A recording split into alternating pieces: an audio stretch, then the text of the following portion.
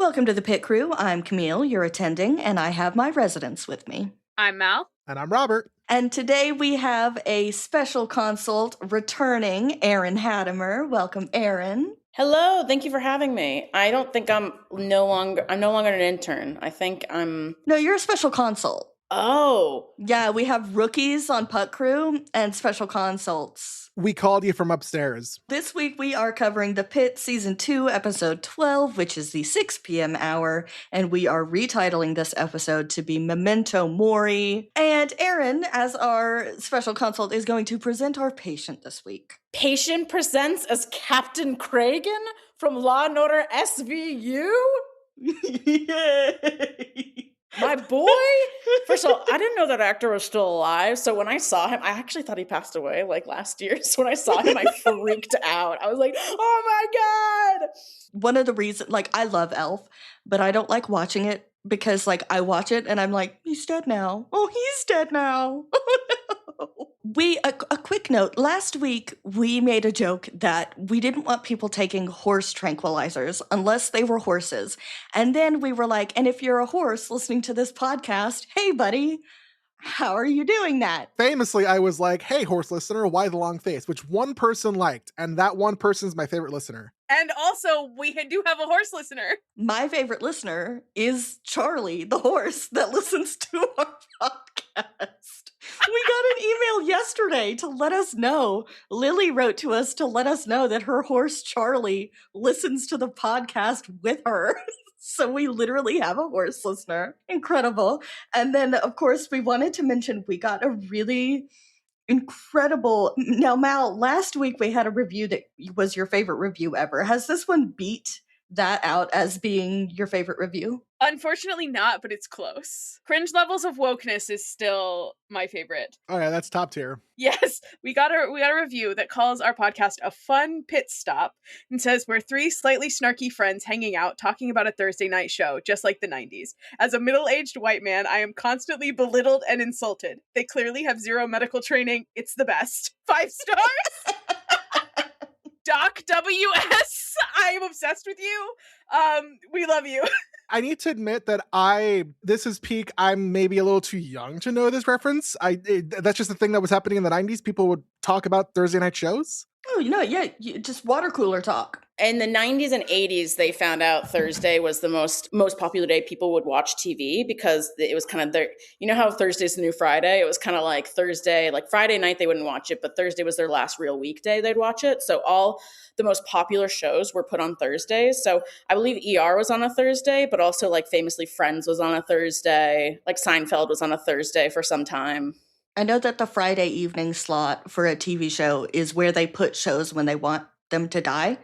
They can't kill them because they're like, it does well, but we do want it to be over. So they will put the show, they'll bump it to the evening Friday hours specifically to kill a show, basically. Mm-hmm. So when you see that happen with a show, it's because the network is kind of trying to kill it. Erin, before we start, because people don't listen at the end, they start to pit her out. What are your socials? What do you do on the internet? Yeah, my name is Erin. I'm a comedian and writer, and I haven't posted in a while. Whoops. But you can find me on TikTok at Erin Hadimer, 1.6 million, nothing to sneeze at. And on... and on I literally feel the need to brag because I literally haven't posted in months. How many followers do you think you have versus Giavati? That's my question. She probably has more than me because she actually posts and I don't post. Instagram, not as many followers, but at Erin Hada, just get rid of the N-E-R. And if you see me in the streets, give me cash. So we're going to jump into the episode. We open this episode with shouting. We can hear now something's going on with Emma. Dana goes running. We don't actually get to see what happens as everyone goes running in, but we cut to Robbie talking to Donnie with Baby Jane Doe about, we're going to get another nurse in here. I'm sorry. I know you've got baby duty at home. Baby duty. And all these people start running by. Robbie gets distracted at first, and then he goes back to talking to Donnie, and then it happens again, and he's like, what is going on? Code hula hoop! We have a code hula hoop. So, obviously, that's assault on a staff. So, Robbie goes running, but I will point out to everybody that when Robbie goes running. Notice that he pulls his stethoscope off. Everybody in this scene, except for maybe one or two people, has pulled their stethoscope off and is holding it in their hand. That is because this person is specifically being aggressive, and that is a strangulation hazard. So they have pulled their stethoscopes off. Once everything calms down, everybody starts to put them back on, but his name is Curtis. This is the drunk guy from last week, obviously. He's being pulled down to the ground by Dana and the other nurses, and there are so many people in this tiny little room. Now, Perla is with Emma. She seems okay. She's got like this red mark on her neck. And Robbie asked Dana how Curtis got a bloody nose. And Dana's like, he slipped. So do we think she punched him? Because I think she punched him. Yes. Okay, great. I don't know about you, but I saw my personal friend Dana walk in, and immediately this guy just fell over for no reason and his nose got bloody. Like, my close personal friend Dana wasn't even in the room at all for legal Yeah, reasons. yeah. But Guys, Dana was on a fishing trip with me. I don't even know what we're talking about. That's crazy. So we're cutting back to Central. Whitaker is looking for Ogilvy. We find out that Ogilvy has scrubbed in. I thought he was just going to escort Mr. Green upstairs. I didn't think he was going to fucking scrub in. No, and I didn't think that he wasn't going to be back the entire episode. Like, we don't see Ogilvy at all, and it was so wonderful and so peaceful. I need to say this on this podcast. I like Ogilvy. I think he's a good character. Stop the recording. No, come back. No, please. no, Wiley, take the shot. What a way to go. I obviously hated him as much as everyone else has, but each episode they've given me more and more like nuance to him, or like interesting moments to him. Like in writing, my favorite books and stories, they reveal trauma slowly but surely. And I'm curious if we're going to have a big like ending moment with Ogilvy where it kind of comes to a head, where we kind of get the hints about like the English teacher, and he's also not great with addiction. Like when he first said that, he was like, I don't understand how smart people could get addicted. I was wondering if he was talking about his father. Oh. Because he was talking about how his father was an English teacher and like he was really smart. And I was like, yeah, that's something that can come. Anyways, I decided I needed to come on and defend Ogilvy because everyone hates him. I am starting to not hate him, I think is the best way to put it. Okay, I will say, I think a gift of the pit is that even the characters that drive me nuts, I don't like want them to not be there, actually. I did kind of miss it. Like, I want to know what's going on with him, even though, like, he's sort of a character that I love to hate. Same with, like, even Robbie this season. I'm like, I want to know what's going on. I want to know why he's doing what he, well, I mean, I feel like I know why he's doing what he's doing, but like, I want to see, like, is this man going to get help? And I think that's good writing. Like, they've given us very interesting characters that are very nuanced and very interesting and like don't always make the right decisions. And it like makes for a better show. I think that one thing that we, like the issue that we have with the way that we take in media these days is that people are saying, if this character is this, they shouldn't be there at all. Or this character is evil, so I hate them. Why not this character is evil, so I love them? Or like, we had our thoughts about fucking Monica, right? And we're going to talk more about her, but we had posted the clip of us talking about her, and I cross-posted it onto the Pit Details, and a lot of people commented to say, like, people can't handle complex characters, and, oh, you guys just don't want her on the show because she's a racist. And I'm like, I didn't say I don't want her on the show. I'm saying that, like, in the context of the show, that is a woman you don't want around your patients. I'm worried for patient safety around her. So that's what, when I say get her the fuck out, that's what I'm saying. I'm not saying there should be no racism on this show, because then it's not a realistic depiction of what's going on, which is what this show wants to do, is a realistic depiction. That's like their number one thing. I think if you don't have characters that are bad people and make bad decisions, like, you have a really fucking boring piece of media. Exactly. Also, I will say that in this episode, I got to like the halfway point and I literally thought, oh my God, they're all driving me insane this season. Every goddamn one of them. Langdon and Mel and Robbie and Samira, and like, everybody's pissing me off. No, they're all like, pissing me off. This is a bad day, and it is a bad day just sort of because it's a bad day. And it's the kind of like shift that we've all had at work where you just kind of go home and you're like, no one is allowed to speak to me for the next 12 hours at least until I have to wake up and go back and do it all over again. And it's been really fascinating to watch because I feel like, we've early on in the season, we were waiting and waiting and waiting for like the mass casualty event, like the thing that's going to be big and is going to keep everyone here for the extra 3 hours. And it just like never happened. And so like this season has been so interesting writing wise. And I feel like we are seeing the worst of everyone despite the circumstances not being as bad as they were last season, which is really interesting. The tension has not popped. Like, it's like a zit, and you're like, it should have popped by now. And you're like, instead it just hurts, and it's there, and everyone can see it. I am completely on the same page where I'm like, I'm so mad at everyone. I'm like, Mel, why don't you, like, actually, your sister's going through this time that's actually very interesting in her life. Like, and just like, anyways, like with all the characters. But definitely the focus this season has been the mental health of healthcare workers. And people that don't deal with folks with mental health or deal with their own mental health or illnesses are in denial.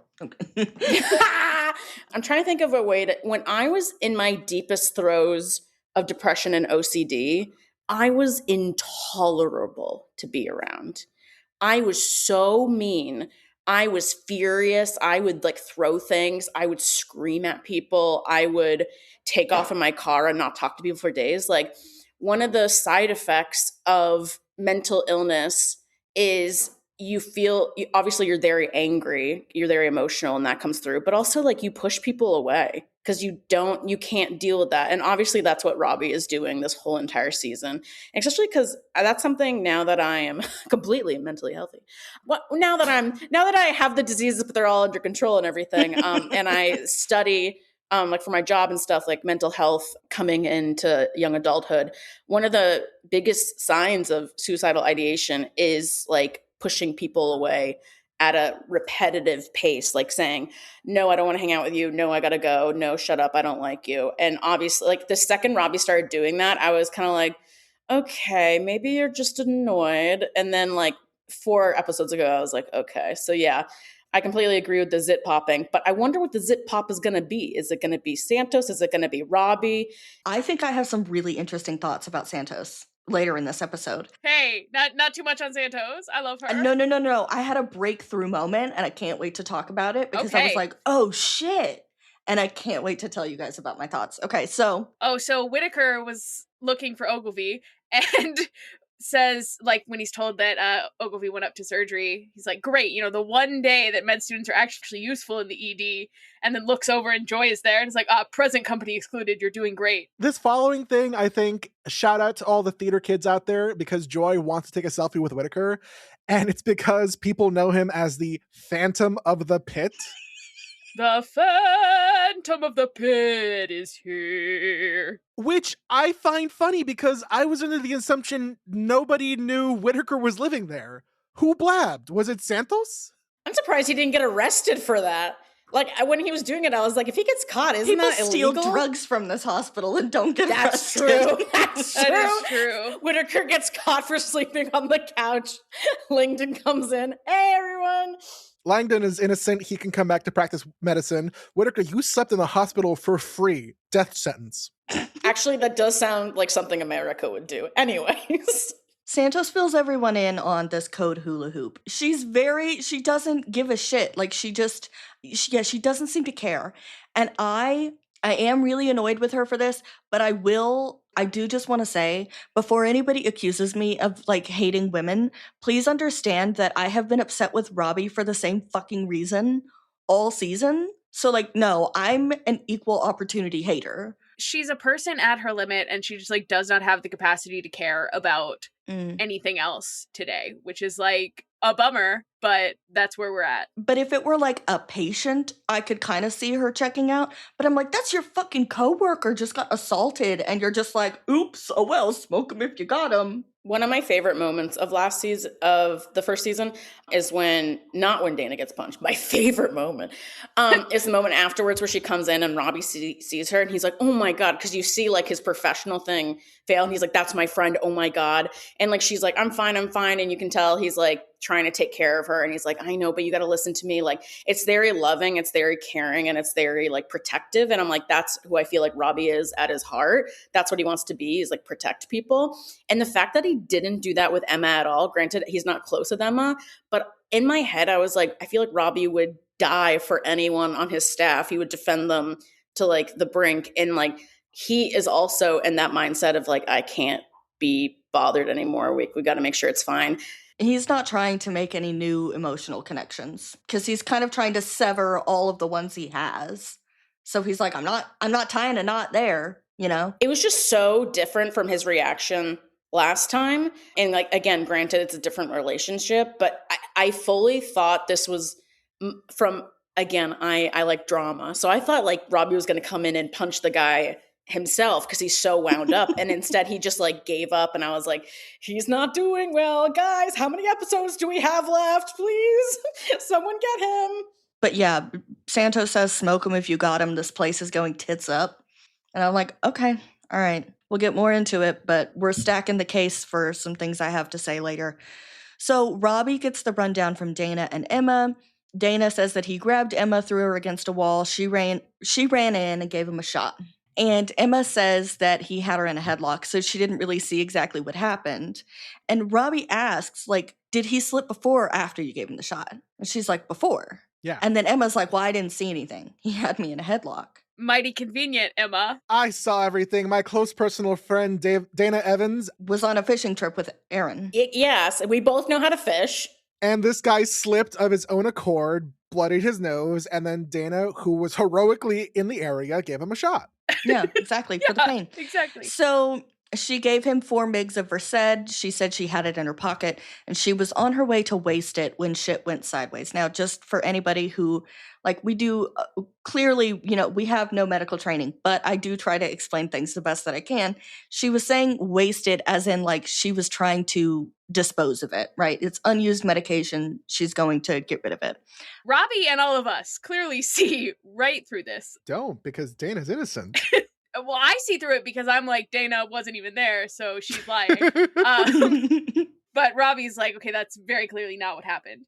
And they actually keep trying to have this conversation for the whole rest of this hour, so, which I think is fun. But so now our friend, not our friend, he's not our friend, fuck him. Now this white man, Curtis, needs to have a CT to make sure that he doesn't have a head injury, so Duke is getting pushed down our CT list. Mm-hmm. Now, Robbie's like, you need to pass the patient off. You need to report him.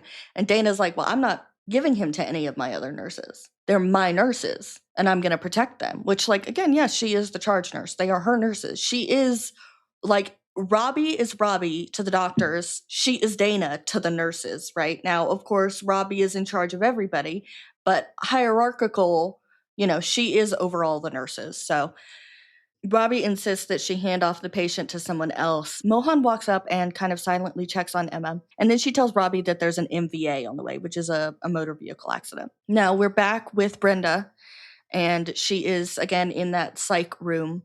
And she asks if she killed her son. And I was like, oh my God, are they telling her that he's dead? Like, are they, because they're like down on her level? And I was like, oh my God, did he die? Oh, that didn't even cross my mind. He's in the peds ICU, and her husband has arrived, but he went straight upstairs and didn't stop to check on his wife, which, like, fair. I don't think that bodes in any sort of a way. But it's the pit. It's got a bode in some way. People are also talking about last week's episode. They're like, the kid has dirt on his fingernails, but the mom said he wasn't helping in the garden. What gives? And I'm like, something's cooking. Something's cooking. I can feel it. I think that's totally irrelevant. Children have dirty fingernails. Well, the fact that they keep bringing it up and they keep talking about, do we trust her? Do we think that this was an accident? Like, they keep saying that, which makes me think that maybe it's not.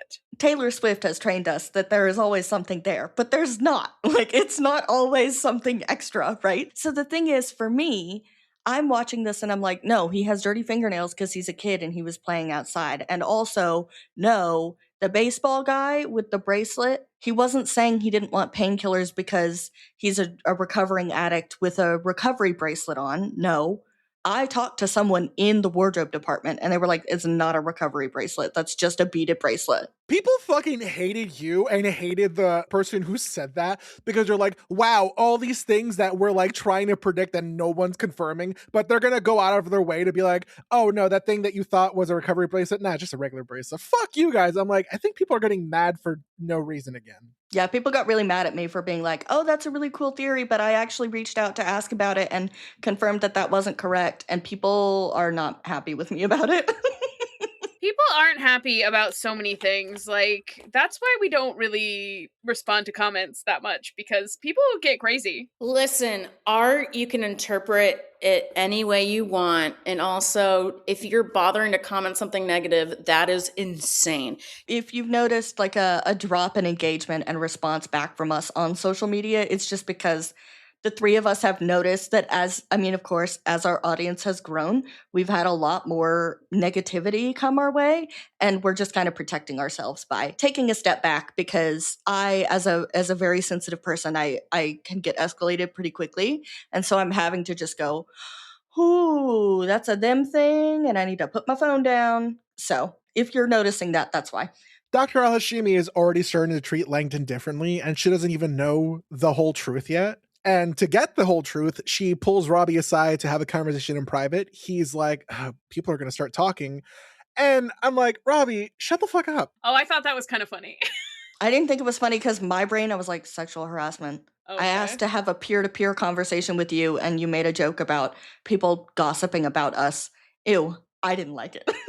But I'm probably taking it a lot more seriously than I should. But of course, I'm on the hate Robbie train, so... If you rewatch season 1 or season 2, there are so many subtle sexist things that Robbie does. Subtle? It's so many Subtle? like subtle to not me and you guys, but like subtle like, to the listeners who are not the listeners. Subtle to the watchers who are on their phones while they watch. Subtle to the people who don't think that Robbie has mental health issues or is suicidal. the amount of people I've talked to that have been like, I'm like, ugh, Robbie's so sexist, but it's an interesting character thing for him. I wonder if he's going to get over it.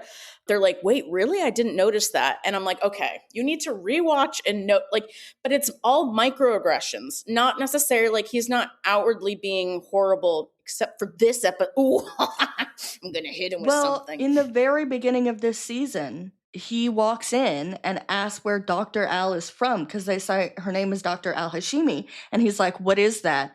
And Dr. Shen is like, I don't know, Irish or something like that. And I'm like, yeah, get his ass, because what the fuck kind of question is that? What are you saying? Ugh. Now, Dr. Al is recommending that the pit have 2 attendings on shift because it's too much for one person. This is a great idea. This is so valid, because even normal, like, healthcare providers who watch this show will be like, there's no way you would only have 1 attending in a hospital, in an ER like this. Like, that's not normal. And then my boy Dr. Shen can come in the episodes. I'd be so excited. Or Abbott.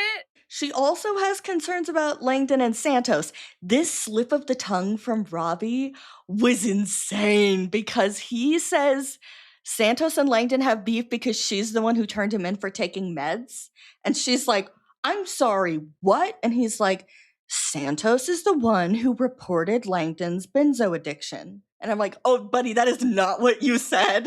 That's not the same thing. That is not the same thing. And she's like, wait, what? Langdon was stealing medicine from this hospital? And he's like, listen, this is one of the best emergency departments ever. Don't fuck it up, because it's yours to fuck up now. My thought was, Robbie, have fun on your trip. When your only defense is, hey, this is a great ER, when, like, all the evidence points to the contrary, like, yeah, this ER is, like, it's great, we love to watch them, but also, like, they're struggling. Here's the thing, is that I learned a lot from a lot of comments in my own research about if Langdon was given this help, this treatment, this protocol to follow for 5 fucking years, multiple people have to know. Multiple people in the higher ups have to know that one of the emergency department doctors was sent to rehab for a drug addiction. Even if you aren't thinking about like, oh, what are the protocols? Even if you know that, even if you don't know any of the protocols or whatever, one of the first questions I imagine you as like the head of a hospital will be like, hey, doctor with a drug addiction, did you help yourself to any of the drugs in the hospital? Tell the truth, because we're going to test you. Well, I don't know. You can't test that. But someone did say the first thing they would have done is run an audit. Robbie did request that last season. It was an audit of all of his prescriptions. Yeah. I mean, maybe this is a dumb thing to say because Robbie's thinking this whole entire season is flawed. But like when he was like, this is what you can do to fix this. Like go through this 5-year plan, go to rehab, da. And then Langdon did it and he came back and he was like, I hate this bitch. And I was like, you're the one who said to go through the plan. And like even with, and again, like I understand like stealing medication is a very big deal. But like the fact that the empathy goes from like 100 to 0 because suddenly the drug addict is not a perfect angel, like is so true and also like so disappointing of Dr. Al. Yeah. Now, okay. Okay, I posted on Threads this week and I said that I wanted everyone watching this episode to have their Camille is loud and right bell ready. Because again, in talking, I posted and was like, I knew this bitch was racist. I knew this bitch was a problem. And people were like, no, you're just seeing an older white woman and you're being racist. Javati is outside in the ambulance bay. She is trying to post the video of the ICE arrest to her TikTok. Yes, and it's just loading. Now, Monica is outside smoking. Javati says you're not supposed to smoke out here. Monica is a bitch. Oh my God. So, okay. Here, I even phoned a friend to try to get some context, but they weren't quite sure. And so we're going to have a conversation now about the term idiot savant, because, Monica asked Javati, how old are you? And she says, I'm 21. And she says, some sort of idiot savant. Okay. All right. So here we go. Now, Javati says that they don't use that term anymore. Mal, you and I both looked this up separately, and I think we got different answers because of the way we searched it. Oh, yeah, I just looked up the word savant, and the first definition is the one that I had kind of heard, just a very learned or talented person, especially one distinguished in a particular field of science or the arts. And I was like, that doesn't seem derogatory. But then the second definition I got was a person who has an exceptional aptitude in one particular field, such as music or mathematics, despite having significant impairment in other areas of intellectual or social functioning. And I was like, oh, okay, that's not great. So the same here is I've never heard savant said in a negative way. I think that the word savant is not necessarily the problem. I think it's the term idiot savant. So that's what I started looking into, and I started getting different responses there. So apparently idiot savant is French for learned idiot. So basically they're calling them a book smart idiot, which is also an alternate way of saying that is an autistic savant. So it's a very ableist insult, right? And so I'm thinking that the word savant is one thing, but then idiot savant is something else completely different, but you have to mind the context. Well, and in this case, she is using it as a slur. In a derogatory, yes, exactly, exactly. But savant syndrome is also something that autistic folks can be diagnosed with because it is that really brilliant with math or whatever, your brain works in a certain way. And that kind of goes hand in hand with autism. Now, so that's why I'm thinking savant itself is probably not in itself an insult. So yeah, this woman is basically just like, what are you, autistic? And it's like, you can't say that. You can't say it like that. It's crazy. I'm going to shit a brick and then throw it at her. I'm so mad at this woman. Monica's also like, I was stripping to put myself through school at your age. And it's like, okay. It's the I walked uphill to school both ways and I liked it thing that old people like to do, but I don't know, I just don't understand the desire to not make a better world for the people that come after you. I'll never understand that. And hey, we are pro sex work on this podcast. We are just not pro Monica. It's giving I had to strip to get through school, but if you said to me that you were doing the same thing, I would judge you for it and call you a slut, Yeah. So anyway. No, right. I have nothing against people who strip. That's, you do you. I like Robert said, I am anti-Monica. She also calls Javati a fucking snowflake, and she's like, oh, you bruise easy, millennial. And it's like, God, I don't know. Because when Monica was introduced in the first episode she was on, I just thought she was a hard-ass, no-nonsense person. Yeah. And I should have clued in that if you are a hard-ass, no-nonsense white person who's old, more than likely, you're very shitty. The thing that kind of got me also is that Giovanni doesn't even really get angry. She's more confused by this whole interaction. And this woman's like, oh, you bruise easily, you're a snowflake. And I'm like, she's not even really upset. Like, she's just kind of like, okay. And I'm like, you want her to be pissed off at you right now. And so that's why you're like, oh, snowflake. Drives me nuts. But then out to the ambulance bay, here comes Whitaker on his phone with Amy, his farm benefit friend. He's telling her that he's going to get off later than he anticipated. And, he'll let her know. So shout out to Pitt social media, who saw this like 2-second clip of what looked like Whitaker moving his hand from his mouth to his pocket. And like, the shift got so bad that Whitaker started smoking. It's like, nope, he was just on the phone with his farm situation ship. It's worse, actually. We have another ambulance rolling in. It's got a father and son, Oliver Haas. I thought as this truck was pulling in that I had caught a continuity error with Giovanni's jacket because she's not wearing it because it's hot outside, and then she runs up and she is wearing it. But I rewound and I realized that as she's running up to the truck, she is putting her jacket on. And I was like, God damn it, like the continuity on the show continues to continue. Like, it's insane. every time you're like, I got him, you don't got him. There are a couple that I got, but the dad can't breathe. He's like vomiting. I love when they ask his son, what's his name? He goes, my dad? His name is Oliver, and he does actually, if you listen closely, you can hear Oliver telling them that his name is Oliver. Now, it's possible renal failure and fluid overload. He was supposed to have dialysis the day before, and they asked when his last dialysis was, and they're asking his son. But if you watch, as they're wheeling him into the trauma room, he holds up 4 fingers, like really weakly holds up 4 fingers. Fellas, I'm no meteorologist, but I'm pretty sure dialysis isn't like, oh, you missed the last pill of your medication, who cares? I'm pretty sure you're supposed to go to your dialysis appointments or you die. Well, yes, but he missed it by 1 day. But like they said, he missed it for a wedding, and then they were going to go today, but and the clinic was closed because of the holiday. Mm-hmm. So Robbie asked McKay to check Emma over.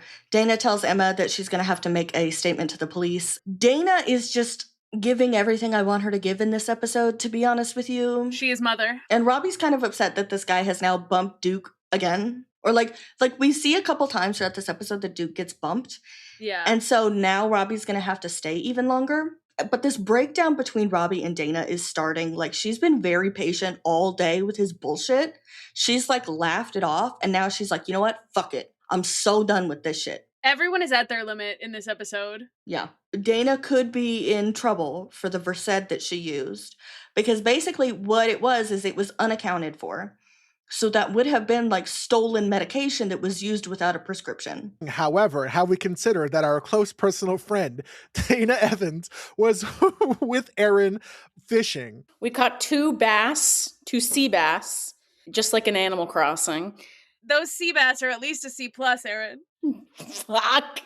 Quick question I have. What was she supposed to do? Not have the Versed. I know, but like, what was she supposed to do to stop the guy? Call security. But like, security was behind even, I think, Robbie getting to the situation. If a physician had been there, the physician could have said, I need this, I need 5 mgs of Versed. And that would have been considered a prescription. The fact that she had it locked and loaded and used it that quickly, and there was no physician there to order those drugs, that's the problem. It's not that it was administered, it's that no physician prescribed it. And prescribed as in someone standing there saying 5 mgs of Versed. Good thing she was on that fishing trip. She says, anyone else uses force to stop an assault, they're a hero, but a nurse does it and we're punished. Valid. Very true. Dana has to go to the bathroom now and have a little breakdown. Girl, we've all been there. But you, my close personal friend, Dana Evans, are not guilty of any crimes. We love you. Congratulations, Catherine Lanassa, on your 2nd Emmy. That was great to watch this episode. Dude, this whole episode, I was like, Emmy, Emmy, Emmy, Emmy.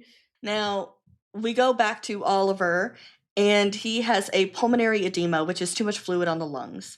And Dr. Al has like totally shut down on Langdon. because she asked Javati a question and Javati doesn't have the answer. After like 30 seconds, still doesn't have the answer. So Langdon answers it and she's like, I asked Dr. Javati. Which is wild to me because she knew he had a drug addiction walking into the ER. Mhm. But now having the context of, oh, he stole from the hospital, doesn't change anything. He's still like, he's following the program. Like I get it. Right? If I had a coworker and they were like, oh yeah, he stole a computer, but you know, he's all good now. He just had sticky fingers. I'd be like, what the fuck? But the reason that is because people have decided that like watching TV and consuming media these days are like the morality Olympics. And it's like, look, I'm more moral than you because I don't like this character. And I'm like, oh, fuck off. Especially with Dr. Al-Hashimi's whole character being like, I'm trying to fix the things in medical practice that are broken. One of the things should be stigma against people with drug addictions. No matter what circumstances you find out about their addiction and what they did to like use the drugs they were addicted to. Like the stealing from the hospital is kind of, do I think that Langdon should not be a doctor? Probably not. I think he's a good doctor and he has put in the work to get better. I do, however, think that he broke trust with this particular group of people and it is hard to trust him. Honestly, I would care so much more about that. The whole like, oh, he stole drugs from the hospital. If it weren't for the fact that Santos later in this episode was like, I don't even care about that. I care that he was mean to me. But I think part of the thing is they're like, oh, follow this plan and you can come back. And I'm like, okay, either let him come back or don't, because you can't like make him follow this plan and shuffle him off to another hospital, because then you run the risk of the fact that nobody at that hospital knows anything and they don't know what to look out for. Like, yes, they would know he has an addiction issue, but they wouldn't know about the drugs. And I'm like, so if you want him to stay a doctor, the best place for his recovery and for the patients is for him to stay exactly where he is, where people know what the fuck's going on, or at least his superiors. That's what I'm saying. That's why I was so annoyed. Sorry, I'm done. So Langdon looks like a kicked puppy. And you guys, again, I'm saying it, I'm so fucking tired of everybody at this point. I am so tired, again, of this kicked puppy Langdon. And I'm like, oh my God, like she didn't just stab you with a knife. Like, yes, she's being short with him, but like, yeah, she also did ask Javati, okay? I don't like it. Langdon is being so sensitive that if you poke him, he's going to bruise and start bleeding internally. And I'm real fucking tired of it. But I think that's where a lot of the characters are at this point in the shift. Like, everyone is done. I am also done. I'm like, these people need to get out of here and they need to get out of my face because I'm sick and tired of all of them. So Oliver needs dialysis. He missed yesterday because of a wedding. And then the dialysis clinic was closed for the 4th, which is today. And we find out from his son that his dialysis schedule was Monday, Wednesday, Friday, and he missed Friday. So when he was being wheeled in and he held up that very week 4, he was saying it's been 4 days. It's Saturday, last time was Wednesday. And I was like, ooh, look at me picking out details. What am I, the pit details? So yes. Now they live an hour and a half away. They tried a closer ER, but it had closed months ago. More on that later. Yep. And Robbie goes to talk to Dana again. Dana is saying to Monica, how can I help uncluster this clusterfuck? I really love that, and I want to start using that. Like, that is going to enter my lexicon from now on. How can we uncluster this clusterfuck? Honestly, it's a little too clunky. If you just say, how do I uncluster this fuck? I think that's perfect. Okay. She's not as clever as you, Robert. Robbie says that he's worried that Dana is not herself today. That makes 2 of you that are not yourselves today. Just 2? Yeah. Now, they have a very heated conversation, and she says that it seems like he's tempting death because he doesn't give a shit anymore. And she says, you're actually telling people that you're going to a place called Smash My Head In. Which, again, remember, it's Head Smashed In Buffalo Jump. Close enough. Robbie loves so bad to look someone in the eye and be like, say it to my face, and then not listen to anything they have to say. Like, to not be receptive at all. I can take it. I'm a big boy. You can tell me. They tell him. I didn't hear anything. It sounds like you couldn't take it, actually. 2 Emmy-winning actors going through these beautiful monologues. Absolutely fucking fantastic. But the thing that like got me most invested in it is every second I could feel Robbie wanting to break. I could feel him being like, oh, okay, fine, you're right. Like this, I am going through this, but he just keeps getting madder and madder. And I was like, I think that was excellent, acting. Not that he needs my fucking approval on Noah Wiley's part. I think it was an excellent choice. It made me feel like I wasn't mad at him during this fight. I felt so sad for him. Anyways, moving on. Then they get interrupted again because Duke is trying to leave and our motor vehicle accident patient is there. So we have a 78-year-old woman, low-speed auto versus pedestrian. Her name is Frida. And Mohan gets these elderly patients. And I love that she does because, again, she's very good with geriatric patients. She's also incredible in trauma rooms. Like, she really is. And so her husband says that she walked into the car and she's like, no, you hit me. I have an important question. Who the fuck is this husband? He looks so familiar. Captain Cragen from Law & Order SVU. Oh, yeah. So I've heard about this because, HBO Max sent out like screenshots of this episode, like ahead of the episode coming out. People are like, they released stills. I'm like, oh my God, it's that guy from SVU. I'm like, I have never really watched a whole lot of SVU. That's a Dick Wolf production, my guy. Captain Cragen is like the Robbie of Law & Order SVU, except he's more emotionally stable. But he has to deal with everyone's nonsense. Actually, Robbie is more like my boy Stabler. Yes, he's more like Stabler. Now, I will say, I was watching this and I was like, fuck, why does this guy look familiar? Because we watched the episode before they had released the stills.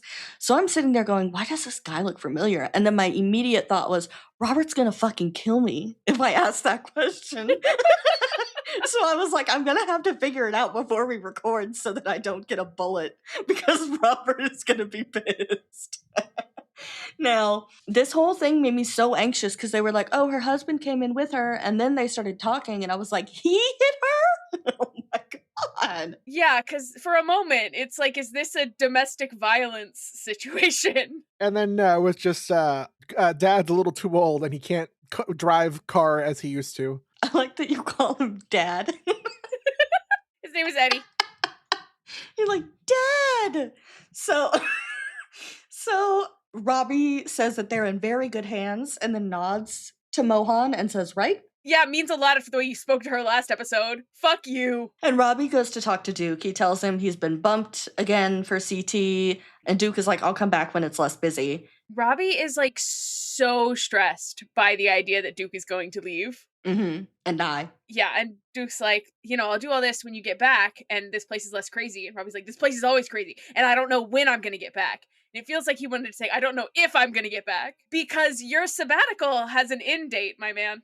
Yeah. So anyway, I love when you think about it, the fact that like everybody has vacation days, but it's been so long since Robbie's taken a vacation that he, one, can't remember what it was, and two, has got to the point where he's like, a vacation's not enough. I have to have a sabbatical. A vacation's not enough. I need to kill myself. The same thing. It's the same thing. Listen. Are you going on vacation? It's not enough. I need to fucking die. There are times at work where I could get there. It's like, a vacation's not enough. I need to turn the lights off. Like, I don't know what to tell you. Listen, something about the month of October, I'm like, a vacation is not enough. I need to die. A sabbatical's not enough. I need a gun. So Duke agrees to stay and wait. We go back to Frida. She's got this awful bruise on her leg, hip area. Mel asks for labs and plain film, and then Mohan is like, no, CT. And again, I thought this was a callback to last season in that, like, Mohan is just not the right mentor. Her tone is not right. She doesn't observe in the right way. She doesn't communicate with Mel in the right way. And I was like, oh, she like has not improved over 10 months of working with Mel in communicating with her, like at all. So we've got another person in line for CT before Duke. Mm-hmm. And Mohan asked to examine the husband. She asked him to take his shoes off. Get them grippers out. Oh, God. Now, I wanted to say the implication here is that, like, he can't lean forward to take his shoes off without losing his balance. And he also can't reach his feet. Like, we see the state of his feet. He clearly can't reach forward to reach to his feet or lean down to reach his feet without losing his balance.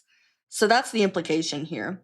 And they're going to do a Romberg test, which is a balance test. Now we go back to Oliver. Mal, you kind of like took charge on the notes this week. Thank you, because like I told you guys, we were talking the other week and I was like, guys, I'm not going to lie. We have about 24 hours to turn around with notes and record an episode. And some days I sit down to watch the episode. I see the length of the episode and I have cried because I'm like, this is going to take me forever. This was a longer episode, so. Well, yeah, and it did take me forever, and it Mhm. did. I also kept getting distracted. But I did a really bad job with this scene. My note here is, gotta be honest, Chief, I understood none of what they were saying here, and then just blood. It's almost as if though we have no medical training. I was like, what are they talking about? I watched this scene 3 or 4 times and I was like, what are they? No, All of a sudden same. they're like, we're doing medieval bloodletting. And I'm like, what the fuck? Also, like, Robbie says something about, like, no, we're just gonna draw it on the floor like a donation or something like that. And I was like, and then he says, which is not something his son needs to be there for. And I was like, wait a minute. Is he saying they're just gonna, like, let blood go onto the floor? Like, I was so confused. I'm not gonna lie. I had to text one of the med techs from the show because I was like, help me. I'm so confused. But I cracked the code before they texted me back. I figured out I figured out the right Google search term. So what they're saying is there's too much fluid on the lungs. If you reduce the blood volume, it reduces the work that the heart has to do, which then helps to manage the fluid overload. Okay. Does that make more sense? So they are just gonna let this guy free bleed onto the ground? No. No, okay. No free bleeding.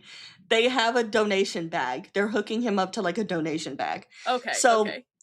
therapeutic phlebotomy is removing blood, and it can alleviate fluid burden on the lungs, specifically in cases of secondary polycythemia, which is a high red blood cell count caused by chronic hypoxemic lung disease. I'm butchering all of this. All of the medical professionals listening are going, ooh, ooh. I know we have quite a few of them, and I'm sorry I'm butchering all of this, but basically they're saying reduce some of the blood volume, the heart will have less burden, and then it can take care of this overload of fluid. So that's what they're doing. It is bloodletting, basically. And it's not a long-term fix. It's just like a alleviation. So McKay is checking on Emma. She's doing her workup. And Emma says that she's fine. She got worse from her older brothers. And I was like, what's the worst injury you guys got from your siblings? So it's less that my sister did it to me, but it was a result of messing around with my sister. Is that when I was like, I don't know, 8 years old or so, or 7 years old, we had just finished dinner and my sister had gone into my room to return something, like a marker or something. And I was 7 years old and I was like, hey, why are you in my room? And she's like, shut up, nerd. I'm 10 years older than you. And so I tried to headbutt her in the stomach and she took it because I'm 7 years old. And so I walked backward a little bit and rammed into her again, headbutting. And she took it because she's, 10 years older than me. And then I walked to the other side of the house, ran at her full speed, head down to headbutt her. She dodged, and I went careening into the corner of my bed and split my head open. That's a baller move. I'm the older sister in this scenario because I have a brother who's 3 years younger than me and then a brother who's 10 years younger than me. And so I was always like physically the biggest, and also the one that's 3 years younger than me liked me and wasn't really violent. So we didn't really fight. But my two brothers, the littlest one did throw a rock at the older one, and he did have to get stitches. So that's kind of our worst sibling injury. I have 3 siblings. They used to like wrestle all the time, and I would stand and watch. They didn't injure you, though? I was a pacifist. No, I wasn't a pacifist. I just knew I was weak. I hold my blankie like this, so like over my mouth, so I like can sniff it. And like, there's literally a video of like my siblings fully wrestling on the ground, screaming, and I'm standing in the corner, like 5-year-old me with my blankie, like just watching it, like it's a cockfight, and I'm like doing lines of coke or something. Anyways, like, this wasn't horrible, but I will never forget if you say like, name a time your sibling injured you. My younger brother, so remember, we had the TVs that were like very deep, and had like the big back on them, and then they were like glass, and if you got too close you could hear the static of it, kind of a thing, like with the hard glass. Okay, so not like an LED TV, like the old TVs. And my brother was playing with a BB pellet and he threw it, and I shit you not, it bounced off the TV, came back at the couch, and hit me in the fucking face and left a huge welt on my face. So, like, physics, bro. It's insane. So anyway, Dana tells Emma to call it a day. Emma says she's not a quitter. And Dana says, stick with Donnie, make sure you make your statement to the police. And she says, if we don't stand up for ourselves, no one else will. We're here to help, not to be punching bags. And Emma says, thank you for saving me. And that, like, I got you, girl, is like the most endearing moment of this entire season, I think. Just the way that Dana cares for her is everything to me. I think I see a lot of myself in Dana, to be honest. Like the mom friend. I see a lot of myself in Robbie. Intolerable, but extremely hot. Real. When she said, like, she was like, we need to stand up for ourselves, I was like, interesting, because you didn't want to press charges against that evil man from last season. So I wonder if she's going to, like, to change her mind about that. But also, Emma earlier was like, you want to report this, you want to do this rape kit because you want the evidence if you ever want to press charges. You don't want to take that option away from yourself. But now she's like, I don't know. And I'm like, girl, we're all a little, physician, heal thyself, We cut back to Santos, who is trying to see a baby with a severe diaper rash and instead gets a dude with a possibly broken collarbone. The two genders. Yeah.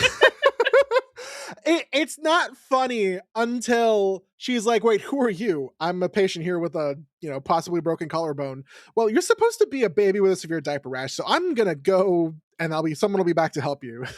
And the guy's like, this place sucks, and she's like, tell me about it, try working here.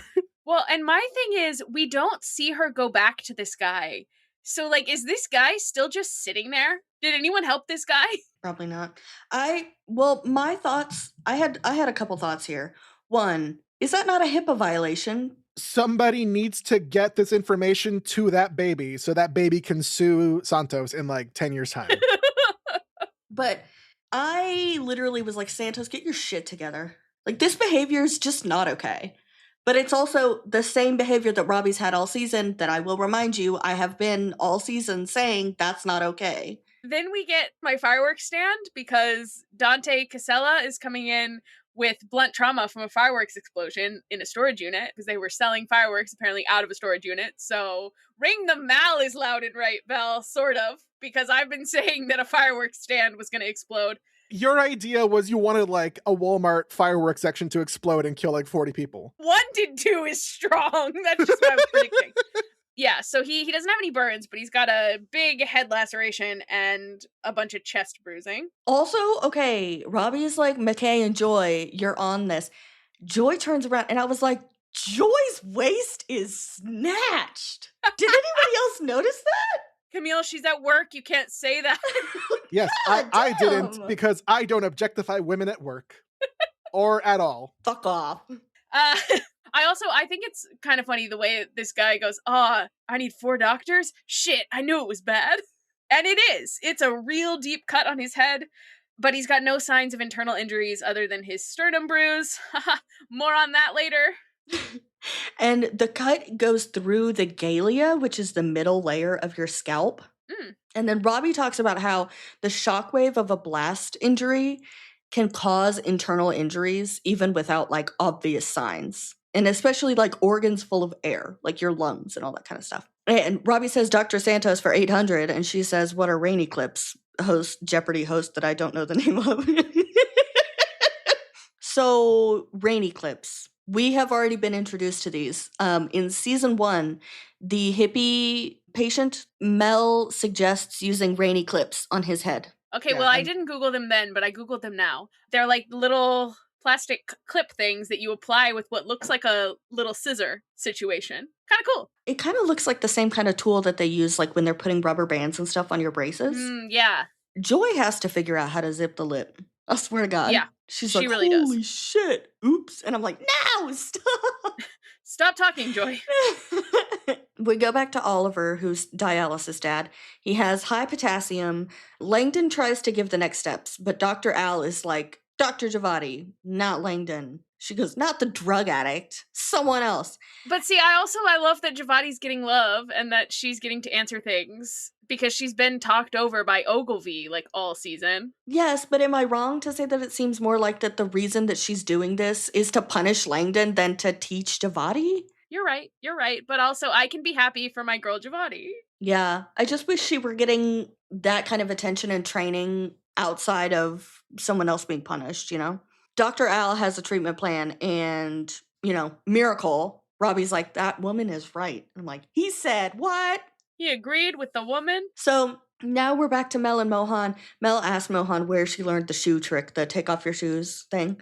She says she did a clerkship at NJMS Senior Care, and that one of the attendings said that you can learn a lot about a patient by their feet. Let me see your dogs. Not in a sexual way. Everyone whip out, yeah, I want to see them grippers. My feet are horrifying looking because I run too much, and I looked at Mal's feet and I was like, lesbian. What the fuck does that mean? No, I also want to know what that means because I look at my feet and I'm like, runner, ew. I'm fucking terrified as to what that means. Are we? Because my mind immediately goes to how like lesbians tend to have the two middle nails trimmed on their hands. Is that the joke you're going for, but with feet? I actually only cut the toenails on my middle toes. Just in case she's a freak. Camille, are you just saying that like my toenails are not painted? Because they're not. I don't know. I'll let you guys sit with that. Usually I cut wild shit like this, but I'm keeping that in because I want listeners to email and be like, no, Camille, what did you mean? Listeners are going to be like, Mal, send feet pics. We're putting that on the Patreon. $50 a month gets you feet pics from Mal. Mal's dogs are barking. That's the tier name. Someone get ready to add like $40 to the jar because I'm gonna like kill myself 8 times.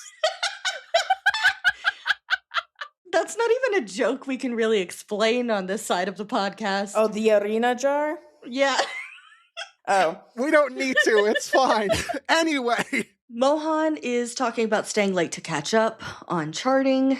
Dana is saying that the night shift reinforcements will be here soon. McKay and Dr. Al are talking about Heat Stroke Kid and like whether or not it was an accident. This is very much just like the moms talking. McKay, Dr. Al, Dana. Was I supposed to know that Dr. Al was a mom before this? Because I did not. Yes. They said it in episode 1. Well, like, it's been mentioned many times. The pit details. So, Princess has some visitors.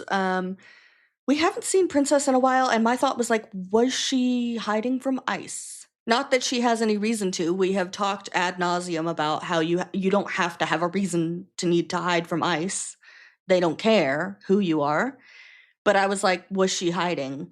Or was she just like working in triage? Yeah, it's a good question. So, I don't know. I'm also kind of starting to get stressed out about their staffing. I'm like, night shift better get here because if Princess is about to leave, we've already lost Jessie. We've already lost whatever nurses left because of ICE. Like, well, this is the point last season at which we had lost Langdon and Collins already. We were dwindling on staffing then too. So we have the brother of the fireworks explosion guy, and we have the daughter of the car accident couple have come in. And Dana asked Princess why she's still there because she's got like a barbecue to get to. And Princess is like, oh, I'm wrapping up and I'm going to sneak out. Okay, McKay walks in on a girl who has this insane sunburn. And the glasses line really just, it hurts me. I got a sunglasses tan from softball last summer, and that was embarrassing. This is embarrassing. That's the gayest thing you ever said. You should see your feet. Mel, are you a lesbian or something? Fuck, that was funny. So we are talking with this sunburn patient, and then Esme from Environmental Services, who, have we seen her this season? I'm very glad to see her. I don't think so. I don't think we've seen her. We might have seen her early, but I'm glad to see her back from season 1. Now, she brings in Roxy's blanket, which really throws McKay off.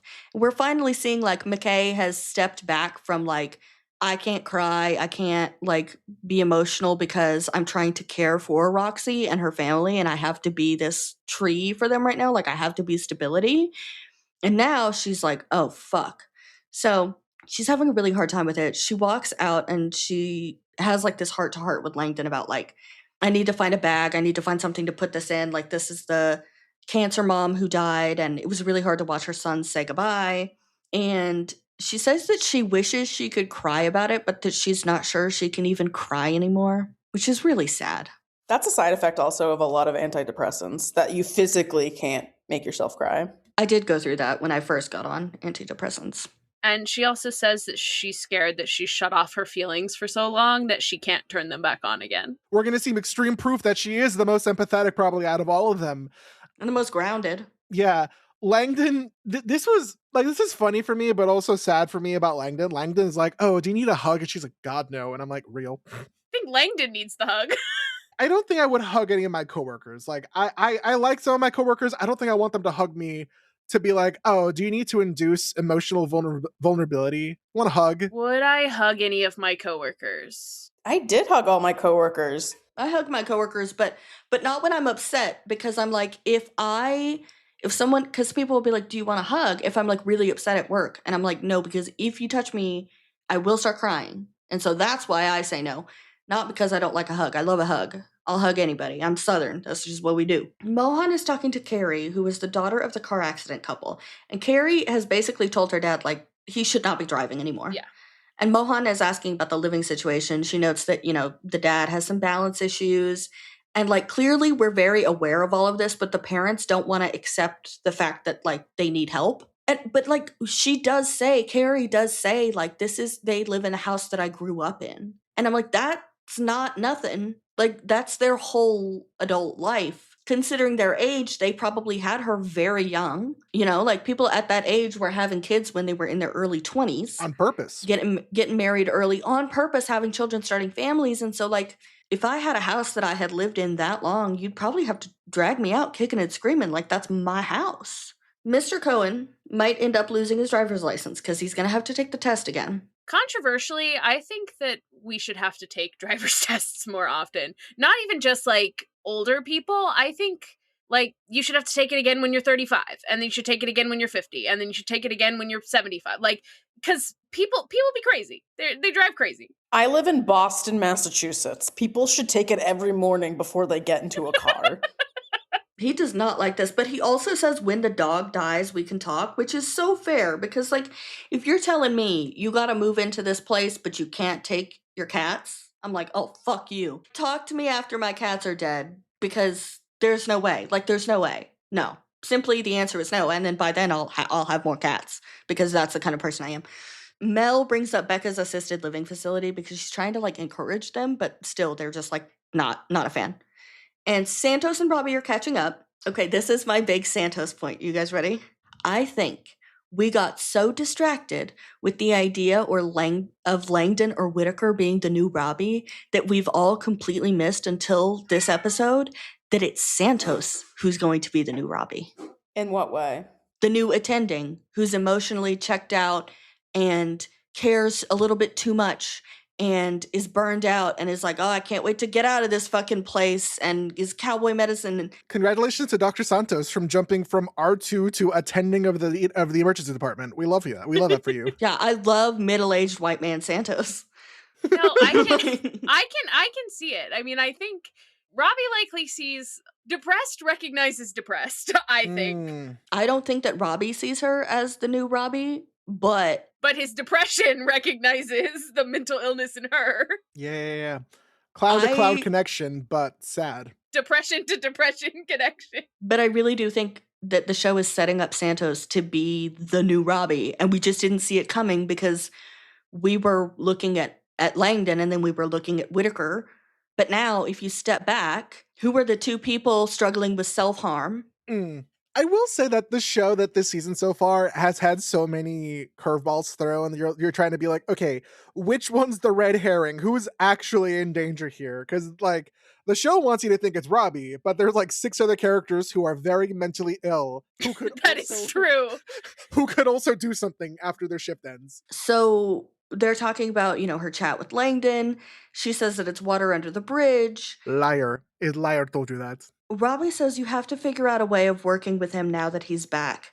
And she says, or until he relapses. And I literally, my note just says, Santos, you make it so hard to defend you sometimes because that's out of line. That's somebody's father. That's somebody's husband. That's not okay. But also, following my line of thinking, very much a Robbie thing to say. Yeah.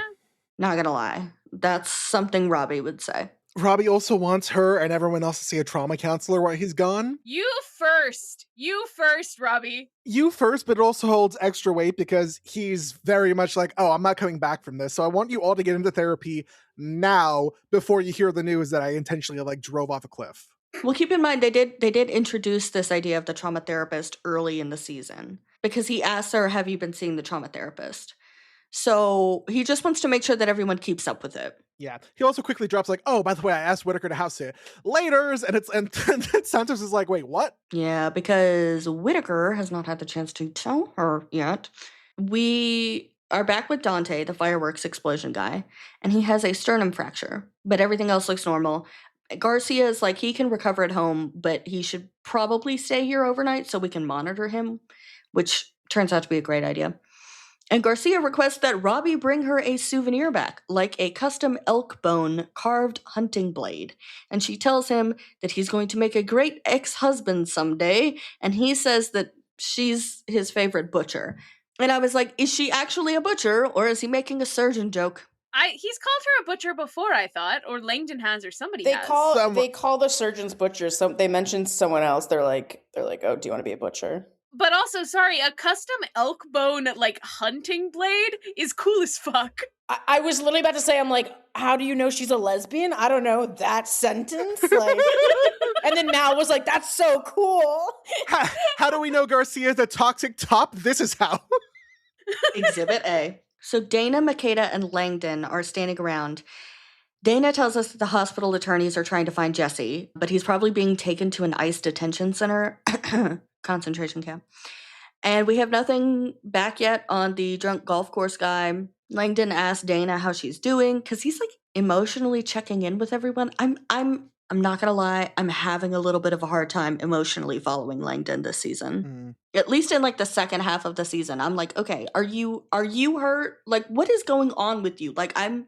I'm confused. I'm kind of getting whiplash. I'm like, are you the kicked puppy or are you the teddy bear? I'm confused. Sorry, I just want to put this out there. I feel like we got over Jesse way too quickly. That feels like the second most dramatic thing that's happened in this half of the season. Everyone's like, oh man, hope Jesse comes back. And I was like, what?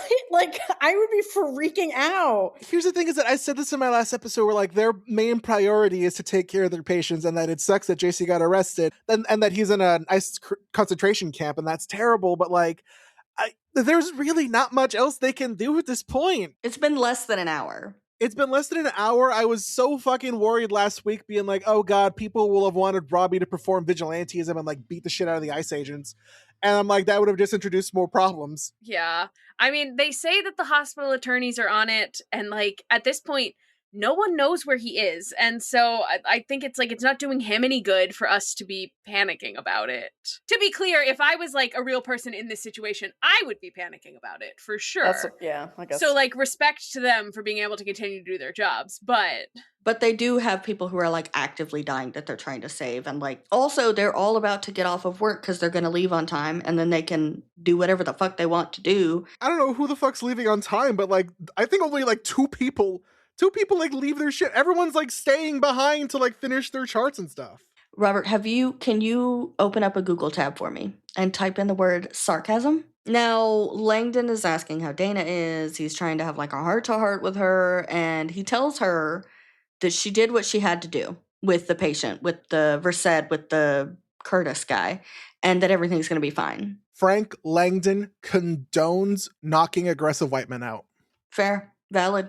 Now, we go back to Dante, the firework guy, and he's explaining, what's happened to everybody, which is, I kind of was sitting there going, oh my God, okay, shut up, dude. He just goes on this very long-winded story about everything, and I'm just kind of I was Because at this point in the shift, I'm feeling tired too with this and like, don't get me wrong, I'm really enjoying this season. I'm not saying I feel tedious watching this. I mean, when I feel tedious and exhausted, it's because that's like what they're conveying, right? And I'm an empath. So I'm kind of picking up on it. And so like Robbie's kind of like rubbing his head and like heavy sighing. And so I'm like, oh my God, okay, cool. Cool story. Like, I don't give a shit.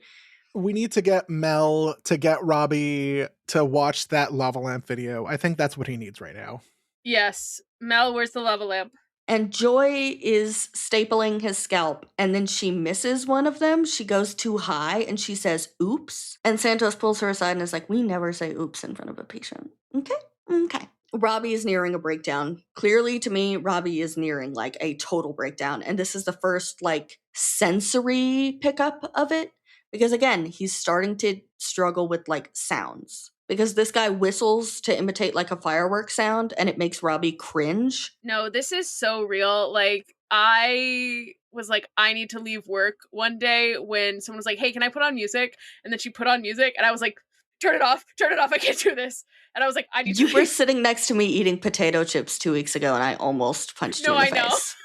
I'm sorry. No, it's okay. It was, you know, we all have our moments where it's just too much. But Robbie says amor fati, which is a love of one's fate, which basically means embrace all of the things about your life, the good, the bad, the ugly, all of it. And then Santos says memento mori, which is remember you must die. Or if you're real old school YouTube, it's weird to say old school YouTube because I think it's been like 5 or 6 years since this thing happened, and you're a Markiplier fan, you Memento Mori means something else to you. Now, Robbie's voice cracked so bad that I literally could not understand him. I had to rewind and be like, what did he say? When he says tomato, tomato. I literally could not understand him. And Santos clocks this. Like, she looks up and is like, what the fuck is going on here? And I'm like, well, new Robbie, he is struggling. And so he asked to see his brother, but then they like sit up the gurney and he's got a lot of pain in his chest, which is totally chill. I'm sure it's nothing. Yeah, I was like, for them to just be like, oh, no, it's fine. It's just your sternum fracture. I was like, are you sure? Right. Like, you don't want to ask a little bit more about that? Ask some follow-up questions, guys. Just a sternum fracture, you know, those are fine. Those are like paper cuts in the ED. Well, because they ask like, oh, does your chest hurt? And he says, only when I move. And I'm like, I mean, okay, that's significant. But I have no medical training. So we are back to dialysis dad. His potassium is lower, but he's a bit better. And his son just got his learner's permit last week. And he's like, do not tell your mother how fast you drove here. Valid. This is like such a major thing to have to do the week after you got your permit. I would have died. Yeah. Be like, sorry, Dad, we're going out together. I don't know what to tell you. Now, we find out they tried to go to Pine Ridge ER, but that closed due to Medicare spending cuts. And it was the only emergency room in the area. So, like, the people in their area are going to have a hard time getting to an emergency room when they need it. Because it's an hour and a half away. Like, that's crazy. They had to drive an hour and a half. Did you see the clips of Noah Wiley talking to Congress about the Medicare cuts? Where he was like, people are going to die. Like, that is the result of what's happening, and you're still letting it happen. Like, when this storyline came in, I was like, I know Noah Wiley was at the table and was like, okay, we got to say this immediately. Yeah. I looked it up. Arkansas, Florida, Kansas, Mississippi, and Tennessee have the highest percentages of rural hospitals at risk of closing. And nearly 90% of the land in the U.S. is rural. And then over 40% of rural hospitals operate at a loss, which is what happens. Like, that's a problem because we have privatized healthcare. When you run healthcare like a business, then you start looking at hospitals and going, well, you're not turning a profit. And it's like, that's not the fucking point, actually. Yeah, and there's no reason that medicines need to be at like 1,000% markup. Mm-hmm. But that's a whole other conversation that we ain't got time for. I did enjoy the little interaction where Whitaker says, Mason, if you're hungry, we have a pretty good cafeteria. Giovanni just goes, don't lie to him. We have a cafeteria. Which is funny because I think earlier in this season, she was complimenting the grilled cheese. Someone complimented the grilled cheese of the cafeteria, unless I'm completely fabricating stuff again. Cafeterias in hospitals, it's such a hit or miss. I know a few hospital workers who are like, oh, the food in my hospital is, bearable and good. And others who are like, I'd rather starve than ever eat in the hospital. And you know what? It is what it is. I'll never forget after my last valve replacement, they were like, you're on liquid only for now. What do you want? And they gave me this tiny little menu. And I was like, oh my gosh, beef broth sounds so good right now. So they brought it to me and I was like, this is so disgusting. Actually, take it back. I was like, I do not want this. I thought it was going to be like ramen noodles, beef broth, with the seasoning, like that good broth. It was not. It was not. It was so bad. So Whitaker's going to go into rural emergency medicine, which is fantastic. That makes sense. It does. That would be great for him. And then this random curly-haired guy walks in. I gasped. I was like, and then when they finally showed his face, I screamed out loud. I was like, oh my God, it's Utah. He's here. Mateo! They released like these stills and one of them is of him. I know. I was like, why'd you spoil that? Yeah, I was seeing them online today and I was like, well, thank God that we got this episode yesterday and I got to experience this because I truly didn't think we were going to see him. I thought he was too busy and wasn't going to be in this season at all. So this was like such a wonderful surprise for me. I had a great time with this. Well, so Mal, you texted the group text and you were like, oh my God, I gasped. No spoilers. No, and I said, back, oh my God, I screamed out loud. No spoilers. And I was like, my boy? I knew. I was like, this has got to be what it was. I was so fucking happy to see him. Yeah, this was a little treat. He was like, what the hell happened? I left you guys with a layup this morning. And then he goes, oh, speaking of layups, what up, Dr. J? She doesn't get the reference. Neither do I. I love that Mateo's here like, I left you guys a layup this morning. And I'm like, we didn't see you, my guy. Yeah, where were you? Where were you this morning? Dead. I thought you were dead. When were you when they were handing off patients from night shift to day shift? Did you leave early? Like, I don't know, but I didn't see him and I was scared. But he's here. He's here and he's back. The prodigal son has returned. Even though Javadi doesn't get the joke, he's like, oh, well, you'll be, he like brushes past it and he's like, hey, you'll be ordering me around before you know it. And it's like, sir?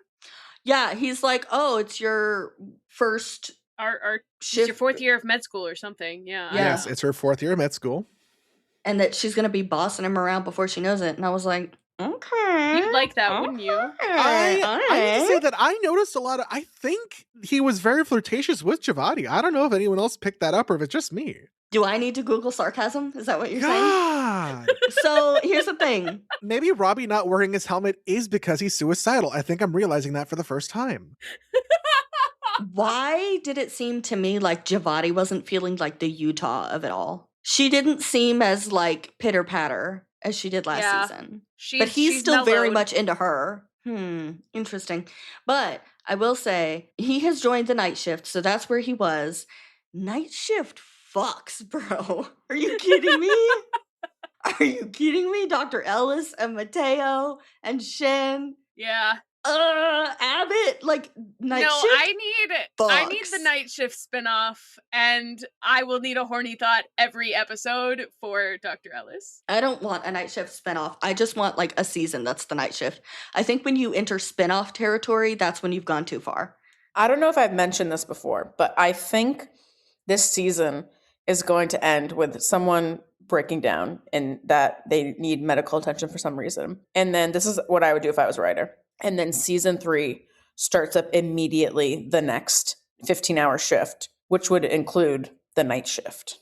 I don't think enough plot can happen because we can't leave the hospital. The setting is the hospital, nowhere else. Well, the best thing about plot is you can make it up, so... But what I'm saying is there's no like external character development that gets to happen if you immediately go into a new season starting at the same time. Like that's why we needed 10 months is we needed certain characters to get to do things. And peak season 3 for me, which is like the fan peak season 3 for a lot of people, is like season 3 takes place over a big snowstorm. That can be day or night shift, doesn't matter which. And I guess you can give that to night shift because there'll be a lot of, late night accidents. I think one of the things I keep seeing about night shifts in general for a lot of big hospitals, and they even kind of allude to this at the beginning of the season, is that there is a period during night shift from like 3 a.m. to 7 a.m. where things are a lot less chaotic than they were during the rest of the shift. like Dr. Shen earlier was like, oh wow, I thought it was 4:00 and now it's 7. It's been it hasn't been chaotic this entire time. And I'm like, yeah, that's probably why making a night shift isn't exactly ideal for television, because you'd have like 4 hours of like nothing really happening. But if you have it during a snowstorm, the results have come back for our drunk golfer, and he's got no recollection of like choking Emma or any of this stuff. And Dana walks up with the test results and slams that shit against the door. So good. Amazing. So great. Now, the lab results are positive for alcohol and cocaine, which can combine and make something called cocaethylene, which is like super toxic. It has double the half-life of cocaine. So like it increases the high and it goes on for even longer. So that's why this man was like, blah, blah, blah, which is a scientific term. Don't ask me to spell it. That's how I would explain his symptoms for sure. Now we have Mal, you wrote some 4th of July LARPers. I liked that the way that you wrote this note made it seem like you were like, listen, furries, great. LARPers, 4th of July LARPers, absolutely degenerate. Like, I didn't mean it in a negative sense. I just didn't know what else to call them. Historical reenactments. But that's the thing is I'm saying, but it's like, now I'm saying if you are telling the truth of what happened, I think those are very valuable ways for like kids to learn history rather than and reading, these also aren't people who are just doing it for fun. Like they work at a for the museum. Yeah. One of them was method acting and stabbed the other one with a bayonet. No, I'm kidding. They were like, oh, you're out of formation. No, you're out of formation. And one of them accidentally got stabbed with a bayonet. But we got earlier in the season introduced to the fact that Donnie is like the master of sutures. Like he is amazing. And so they're like, well, these bayonets were designed to be like impossible to stitch back together. And Donnie's like, well, they haven't met me. Try me. Now, Langdon is like, oh my God, are you guys like these guys from the, and I'm like, bro, what? So they're from the Fort Pitt Museum, and he used to go there as a kid. And so he's like nerding out about it. And he's like, oh, I can't wait to tell my parents. And I was like, of course, my brain rot is like, oh, he's never going to get to tell his parents because he's going to die this season, isn't he? I don't know, man. My brain is like fried. Anytime now. someone brings up something in the future, the gut reaction is just, they're never going to get to do that. It's like the dead giveaway in any movie or show is when someone like starts talking about like, oh yeah, I was dating this awesome girl, but it just didn't work out. And you're like, oh, they're gonna die. Like in the Avengers, Coulson is like, oh, the violinist or whatever, the cellist or somebody he's dating, and they're talking about it. And he's like, oh yeah, but it didn't work out. And then he dies. And you're like, oh, I should have known. But not actually. Shout out to my friends who've watched Agents of S.H.I.E.L.D. Agents of S.H.I.E.L.D. fans unite. There are dozens of us. Dozens!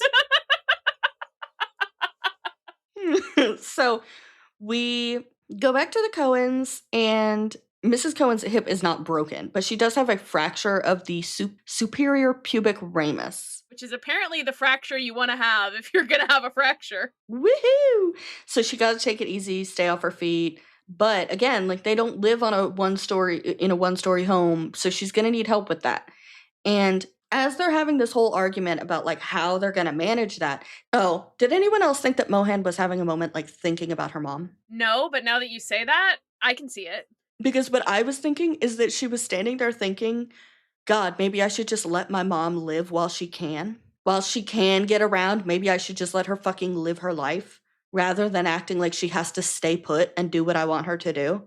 You know? I think that's what she was thinking about, or at least it was kind of like in her brain. That's what I'm hoping for. So Eddie is suggesting, Mr. Cohen is suggesting that Carrie, their daughter, move in with them. And she's like, Nope. Whoa. Like, no. I've got kids. I've got a whole thing. I can't do that. And so, of course, now they're all fighting again.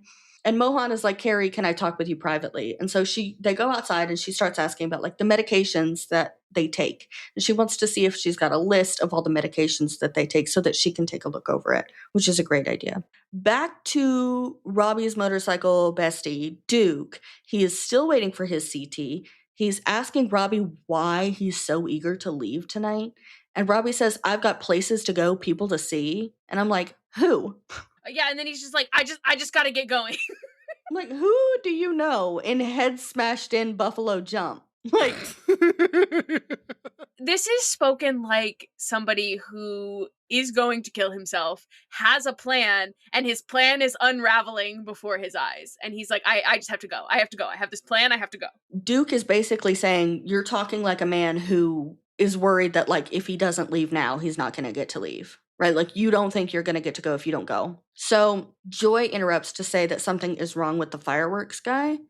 And Robbie, as he's walking to the trauma room, is clearly, again, the decline is happening. He is like wincing at the sound of the phone ringing, and we hear like the alarms and everything going off from the trauma room, and he is not reacting in a casual way to this. He is getting very triggered by this. We are back with Dante. He has a pericardial effusion, so they have to drain the blood around his heart. It's tamponade. I have thought this so many times, so I finally Googled it. But tamponade is when fluid builds up around the heart, and so it prevents the heart from filling properly because it can't like expand the way it needs to, right? But here was my thought. I was like, is there any relation between the word tamponade and tampon? Yes, there is. Tamponade and tampon both get their names from the French tampion, French, which is a plug or a stopper. So basically, tamponade is caused by a blockage, like something is stoppered, and a tampon is a stopper, basically. So yeah, they do come from the same word. Etymology facts with Camille. Sorry to Robert that it's French. It's wild to me that his brother is still in the room when this happens. Like, every time there is a family member just, like, watching the traumatic thing happen, I'm like, why are they here? Well, but I think we've heard from multiple healthcare providers that they're like, yeah, I mean, you typically want to try to let the family stay if you can, if they're not in your way. I understand, but I also, like, I would be like this guy. I would not be doing well. I would need to leave. I would want to be there because I'm the kind of person who's like, okay, if you die and I was just out there, I was over on the bench. What am I gonna do? I have no medical training. Be there and tell you I love you where you can hear me. I don't know. As someone who has gone through this recently, I wanted to piece the fuck out, but I didn't for the sake of love. But yeah, I'm with Mal on this. My fight or flight would be flight, but I don't think that's everybody. Perla takes the brother outside and like makes him sit down and take some deep breaths, which for anyone with brain rot like me, it made me think of that episode of The Politician when River is talking to Peyton before his debate, and he's like, deep breath, in, 1, 2, out. I love David Cornsweet. I think he's beautiful, and so I kept thinking about that. Anyway, so she goes back into the trauma room, though, and she doesn't change her gloves. Like, she's been touching this man and his clothes, and then she turns around and goes back in, and she's holding her hands up kind of like they're sterile, and I'm like, what? Come on. I've noticed this a lot throughout the show. Like, they'll touch something with their gloves and then not change them.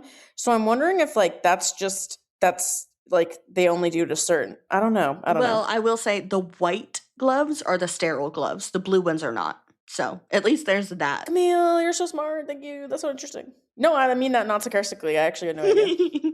I think the blue ones are more intended for protecting the healthcare provider, right? Mm-hmm. And then the white ones are sterile to be like, okay, we're performing a very delicate procedure. If we introduce an infection, that's bad. Garcia is back to assist, but Santos is basically doing the hard work. And Garcia says, nice save, Robbie. You too, Trinity. I don't know how y'all took this. I took this as her being like, we don't have beef. We're good. See, I'm calling you by your first name. Oh no, I took that as messy. That's messy. She's like, okay, the situation shit's over. Oh, it felt like a power move to me. I thought that she was almost like saying it because she was trying to get her to like make eye contact, like look up. Because if I say Garcia or if I say Santos, you're not necessarily going to look at me. But if I say Trinity, you're going to be like, what? And look up at me. So I forgot her name was Trinity. I was like, I thought her name was Santos. Mohan and Mel are learning about Mr. Cohen's meds. And there's a lot of stuff that can impair driving and cause balance problems that he's taking. And so they go to present to Robbie, and they're saying that some of the meds that he's taking can be contributing to his deteriorating health. And he can like stop the meds today. Like he doesn't need to taper off of them or anything. And they reference something called a Beers list. The Beers list is a list that identifies drugs that may be potentially inappropriate for use in patients over 65. Robbie tells Mohan that he's like, hey, I heard you were looking for like a fellowship, right? He's like, I heard you were looking for a fellowship and, you should apply for, have you thought about geriatrics? I think you would be really well suited to it because I think the pace is better. The way I screamed, I was like, why I yada, like about to give punches. I was so angry at him for this. The way her face fell, I was like, Robbie, meet me outside. Well, and the way he was like, oh, well, it usually has an opening, almost like insinuating that she couldn't get another fellowship. Like, I was like, this is a microaggression, Robbie. He says she has a predisposition to the pace. Fuck you. That's just call her slow-mo. That would be less hurtful than this bullshit you're trying to pull with like a backhanded compliment. Mm-hmm. Robbie, meet me outside. I'm gonna fucking Jesus. I want Abbott to be there because he's the one who's like, she's the smartest of all of us. I want Abbott to witness Robbie treating her this way so that somebody can put Robbie in his place. I want another attending to be like, what is wrong with you? Dana went out for a smoke. And we're finally finishing our conversation that we've been having all episode. And he wants to know what happened with the golf course man. And she's like, where? What happened and where? I don't know what you're talking about. And he says that, and I took this as a metaphor, right? Is that he says that she drew up the Versed for Doug Driscoll in case he ever came back and then held on to it. I took that as a metaphor, right? She didn't actually pull it for Doug Driscoll. Like he was saying. Doug Driscoll in this scenario is not the actual character. It's just the personification of a bad man who will do something bad to her. A bad man who assaults nurses. And Robbie says that he would sign the order for her. Because she's like, well, then I'll have McKay sign it. If you're going to make such a big deal of it, I'll have her sign it, like retroactively. And he says, I'll sign it. I would sign another one so that you can have one while I'm gone. But that's not the point. And he wants her to be careful because he needs her there to keep things going while he's gone. And this is just the most, like, I was so proud of Dana in this moment for going gorilla mode on this man. Because someone needs to. Yeah. And he's listing like all of these things that have happened in this day that have gone wrong. And then he mentions Langdon. And Dana's like, you have got to work things out with him. But then Robbie's like, well, I don't want him here. And she's like, yeah, well, our kids disappoint us sometimes. And he's like, oh, he's not a kid. And she's like, no, but he's your guy. And I'm just kind of like, wow, Langdon is Robbie's child, confirmed. Robbie's his dad. I love the fact that in this scene, Dana is like throwing a punch and not even waiting 2 seconds before she throws the next punch. Because she's like, I'm sick and tired of it. She's standing up for Emma. She's standing up for everybody. Because she's watched Robbie treat everybody like shit. She's watched him not talk to Javadi and not talk to Shamsi and talk down to Mohan. She's watched him fuck it up with everybody today. Talk over Mel. She's watched it all. And she's like, you know what? I'm going to defend my people against you too. And so I love this argument because like Robbie's like, yeah, well, he didn't go to jail because I didn't turn him in. And I'm like, okay, so then it's not about him. It's about you. About you. This is about you then. Why are you blaming? You're like, oh, but he didn't go to jail. And I'm like, and whose fault is that? If you want him to go to jail, turn him in. It's the same thing said about Santos last week. That's the thing. It's like, you're so angry that he's still here, but it's like the person who has the power to do something about it is you, and clearly you don't want to. So who are you really angry at? Dana tells him he's taking it personally, and he doesn't want to leave, and she's like, okay, you don't want to leave, you don't want to stay, like, make up your fucking mind, basically. And he says, like, he's like insisting that he's leaving, but he's like, I don't want it to be a total disaster. I don't want to leave a disaster. And she's like, it's always a disaster here. And she said, it survived without Adamson. It survived without me, and it'll survive without you. And I think that's the first time anyone has said that to him. Everybody emotionally relies on him too much. I also love how Robbie was like about to respond, and then Adamson's name took like a second to register in his brain before he went like, it shook him to his core. It took a good solid second. Like you can see Noah Wiley about to say something, and then Adamson's name kicks in. Mm-hmm. But yeah, just the way that she's like, listen, you are not God of the universe. Like, you've got to take yourself off of the pedestal that you have decided everyone has put you on. People can put you on a pedestal, you can still step off of it. He is going to step off that pedestal straight off of a cliff. Just we as the audience put him on a pedestal. Like, I remember, like, Noah Wyle in an interview was even talking about, like, your first impression of him is, like, he's a superhero. Like, he knows everything. He does everything. He does everything for the little guy. And it's slowly falling apart this season. I'm being reminded now of the line from the first Spider-Man movie where it's like, but the one thing they love more than a hero is to see a hero fail, fall, die trying. Like that kind of thing. Ooh, that is so Maybe in that morbid. same mentality of like, if we're putting Robbie on a pedestal and now that, because a lot of people don't like Robbie this season. They call him an asshole and like, that's the point. Mm-hmm. He's fallen off the pedestal. He's no longer the hero. Now we, the audience, even though a lot of us are like, oh no, Robbie, please get help. A lot of us are also like, a lot of the jokes in this fandom are also like, nope, Robbie, you were mean to Mohan too many times. Up to the roof you go. Yeah. Again, I will say, I think that is intentional by the writers, right? Is that you're not supposed to like Robbie this season. They are supposed to be chipping away at the pedestal all season long. And of course, like, I posted a reel about that on our Instagram to be like, it's intentional, you guys. It's not a hot take. And we got comments that were like, oh, are you the guru? You're the master of all TV. How do you know that? And I'm like, bitch, how do you not know that? I'm watching the show, guys. I have basic media literacy skills. No, like, we say anything and people have to be like, no, you're wrong. You're incorrect. And I'm like, but also, what if we're not? Sometimes we're right. Sometimes we're wrong. Sometimes we're wrong. Like, you can also disagree with us in a way that is not like a personal attack, but sometimes people are like, get so personal with it. And I'm like, guys, I just said I don't like Robbie. I think that he's being mean this season. Like, just calm down. I'm not attacking you personally. We have a plan that will hopefully help the Coens because they're going to pull back on all these meds. They're going to stay in their home with a home health aide, basically, which is something we mentioned last season with Rita, the schizophrenic patient who came in and she was taken care of by her daughter. And so I would like to point out that was not in my notes. That was off the top of my head, by the way. Yes, I remembered her diagnosis and her name. We are basically supporting, it's the same idea, home healthcare, AAA assistance kind of a thing. It's this wonderful program. It's going to be mostly covered. And Mr. Cohen thanks Mohan for listening to them. And she's so good at this. She's so good at this. So good in geriatrics. Like, I almost wish that Robbie hadn't brought it up and like Dr. Al had brought it up again or something, because I feel like coming from Robbie, he just shat on it.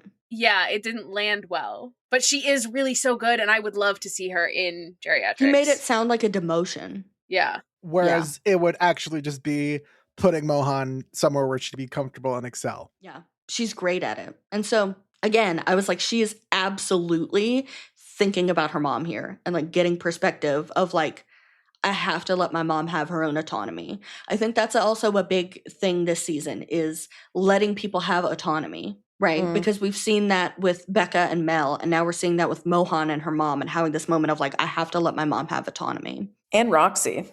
Exactly. Then we go back to Santos, and she's chilling at the suture cart and picks up a blade and just stares at it for a while until Whitaker comes around the corner and she shoves it in her pocket. Yeah. And I gotta say, for someone who's so mad about Langdon stealing from the hospital... Mal, you can't say that. You cannot say that. This is too serious for a joke. Different. Oh my god. Do we need to spell it out for people why Santos is taking the blade? Self-harm. Yeah, there we go. Cutting. I mean, we saw her scars earlier this season. Yeah. She was in the bathroom. According to those scars, though, it looks like it's maybe been a hot sec. Like maybe this day I think has been she's her going trigger. to relapse. No, Santos. No. Santos, please. And the trigger is Langdon. Yep. Whitaker tries asking if she's okay, and she does not talk to him until he lingers around, like a Victorian ghost, and then she starts talking to him. She's upset because on her very first day of being a doctor, Langdon gaslit her and made her question her skills, and it's taken a long time for her to feel like she belongs here. The gaslighting is very valid, I think. Like that, honestly.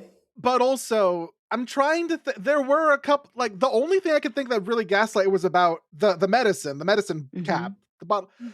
Everything else, Langdon, like other than the criticized medicine, her on, were like things that a senior resident should be like, yeah, hey, you shouldn't do shit without presenting to I mean, your except resident for and when attending. he yelled at her, that was a little over the line. Yelling at her and gaslighting her about the medicine cap, bad. Being like, Dr. Santos, you are an intern, you need to present to your attending or your senior resident. Dr. Santos, you can't just perform procedures however you like. Like, I think that's valid. She was totally out of line on her first day. But two things can be true at the same time. And I think that I'm like, her feelings here and what she's saying is totally valid. But I also do want to point out, it was not her first day. It was not literally her first day being a doctor. She had been a doctor for months. For as great as this show is its continuity, sometimes they lose it. Dr. McKay, as we'll remember, was 10 years sober like last season, and she's still 10 years sober this season, 10 months later. Really? They didn't change the time. Interesting. So she says that Robbie's the only attending that actually sees through the bullshit, but now he's leaving for some grand ego death spirit quest. And I'm like, I don't necessarily think that he sees through the bullshit.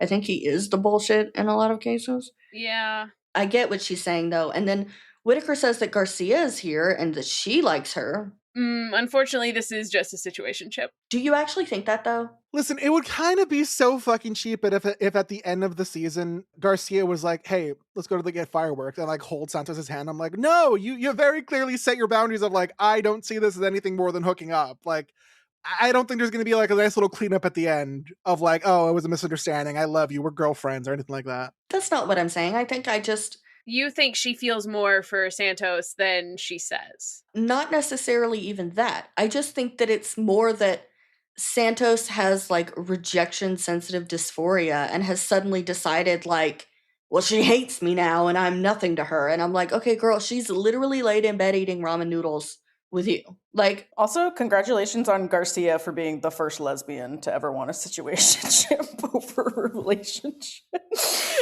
Jesus Christ. Garcia didn't just move in. Yeah, I don't. She calls herself Garcia's stress relief squeeze toy.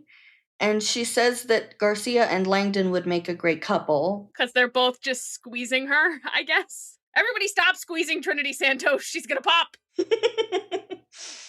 And then on top of all of that, Whitaker's going to move out. And Whitaker's like, whoa, I thought this was your idea. And she's like, no, I was trying to get him to give you some like sage fatherly advice about your farm fuck. Like, what?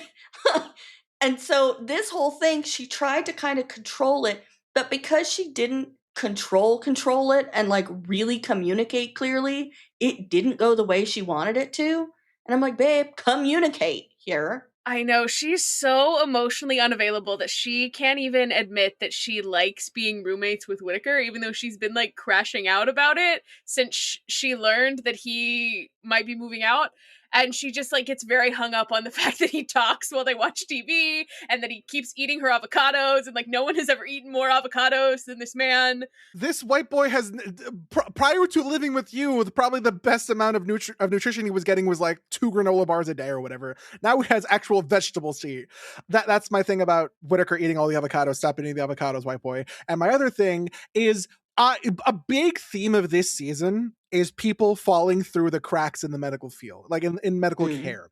And I think a huge example for me personally is that when Santos and Whitaker are talking about, oh, Robbie asked me the house sit, and Santos is like, oh yeah, I heard. And Whitaker is like, wait, I thought you told him that because you wanted to be alone. And he's like, wait a minute. I thought that was going to be Whitaker locking in and being like, oh God, Robbie's suicidal. We got to stop him. And no, it's, oh, you like me as your roommate. Just admit it. And I'm like, God, Whitaker, you were so close, but you just let Robbie slip through the cracks. He's this much closer to riding off into the sunset. Mm-hmm. The sunset being a fire explosion. If he had moved out, it might have been, and I mean, I guess he still might, because she doesn't admit that she wants to live with him. I think that would make Santos slip through the cracks, perhaps. Correct. Because I think mental health-wise, her being alone is not great either. Yeah, I'm like, can you go see that trauma therapist now? Hello? The cherry on top of this cake is after Santos leaves, Giovanni's like, you have no idea how much joy this brought me. You know, me too, girl. I couldn't stop grinning. I thought this was hilarious. thought it was a great scene, and I also was very impressed with, I thought that, not that it was weak, but I thought that Jaren's accent was probably one of the weakest of season 1, and I have not noticed Oh, it really? at all in season 2. And that's not to say it was weak. I'm just saying that, like, of all the people, he's the one that I could tell was faking an accent in season 1. I couldn't tell. I've not picked up on it at all in season 2. It's crazy how, like, it's 2 days we've seen these people, and the first day she's so shitty to him, and they've still built this, like, beautiful relationship. Like, that's just excellent storytelling. Back to Mr. Cocaine Golfman. He wants to be discharged to go home, but unfortunately, he is going to be heading out with the officers outside because he assaulted a healthcare worker. And I love that he's like, but I was on drugs. She's like, yeah, if you kill someone when you're drunk, you still kill someone. Like, you are still accountable for your actions. Because also, like, you took an illegal drug, my dude, and you had an adverse reaction. Do we think this is the show's commentary to be like, oh, this is why Langdon maybe deserves more forgiveness from the other characters? Because, and this was even a topic of conversation when Robbie and Dana, I think, were talking, where it was like, he hasn't killed anyone that we know of. Like, yeah, if Langdon's addiction and his lack of treatment for patients led to someone dying or someone getting very, very sick, that would have been a whole different story than just, thankfully no one got hurt and Langdon just needed to go to, rehab. Yeah, I mean, and that's the thing, is that he did multiple times say last season, like, I was never impaired on the job. I've never been impaired on the job, right? Like, he was using them to get off of the painkillers. Because remember, he was on painkillers because he hurt his back. Then he started trying to take benzos to treat the withdrawals from the painkillers because he didn't want to get hooked on painkillers. So then he got hooked on benzos, which still, according to my pharmacy friends that I've asked, you don't use benzos to treat withdrawals, but I don't know. Basically, this man is yelling at McKay about how they're going to ruin his life. And I'm like, you did that, bitch. And McKay tries to give him some, like, pamphlets for rehab. And the vigor at which, like, the violence of the way he throws, I'm like, this is paper. How did you make it that violent? Throws them at her? No, it's, like, almost impressive if it wasn't also scary. So he throws them at her. I was ready to fight. And I'm sitting here going, you dipshit, this officer is a witness to the entire fucking thing right now.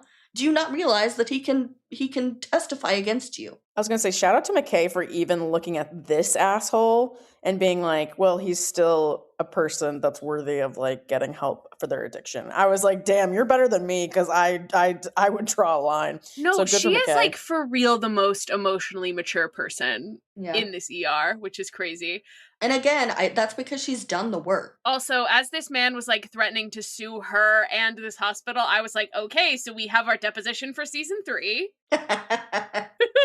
And Dana's giving orders to everybody to make sure that, like, everything is gonna run smoothly, nothing's gonna fall through the cracks.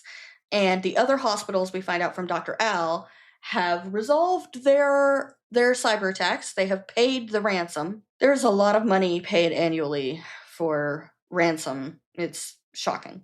The other hospitals are back online.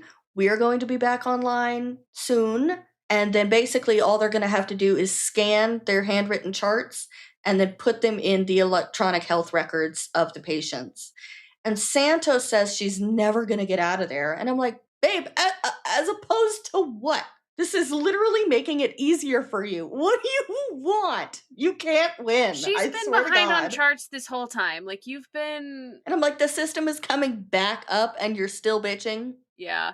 She's like, I live here now. I don't need a roommate at all. I live here in the ER. I am now the Phantom of the Pit, bitch. Yeah. We're sort of closing all of Robbie's storylines here as well. Dr. Al tells him that he's good to go now that night shift is coming in. And also Duke comes by with a nurse and is like, Robbie, you don't have to babysit me anymore. Like, I'm staying. I'm getting taken care of. It's fine. Whatever.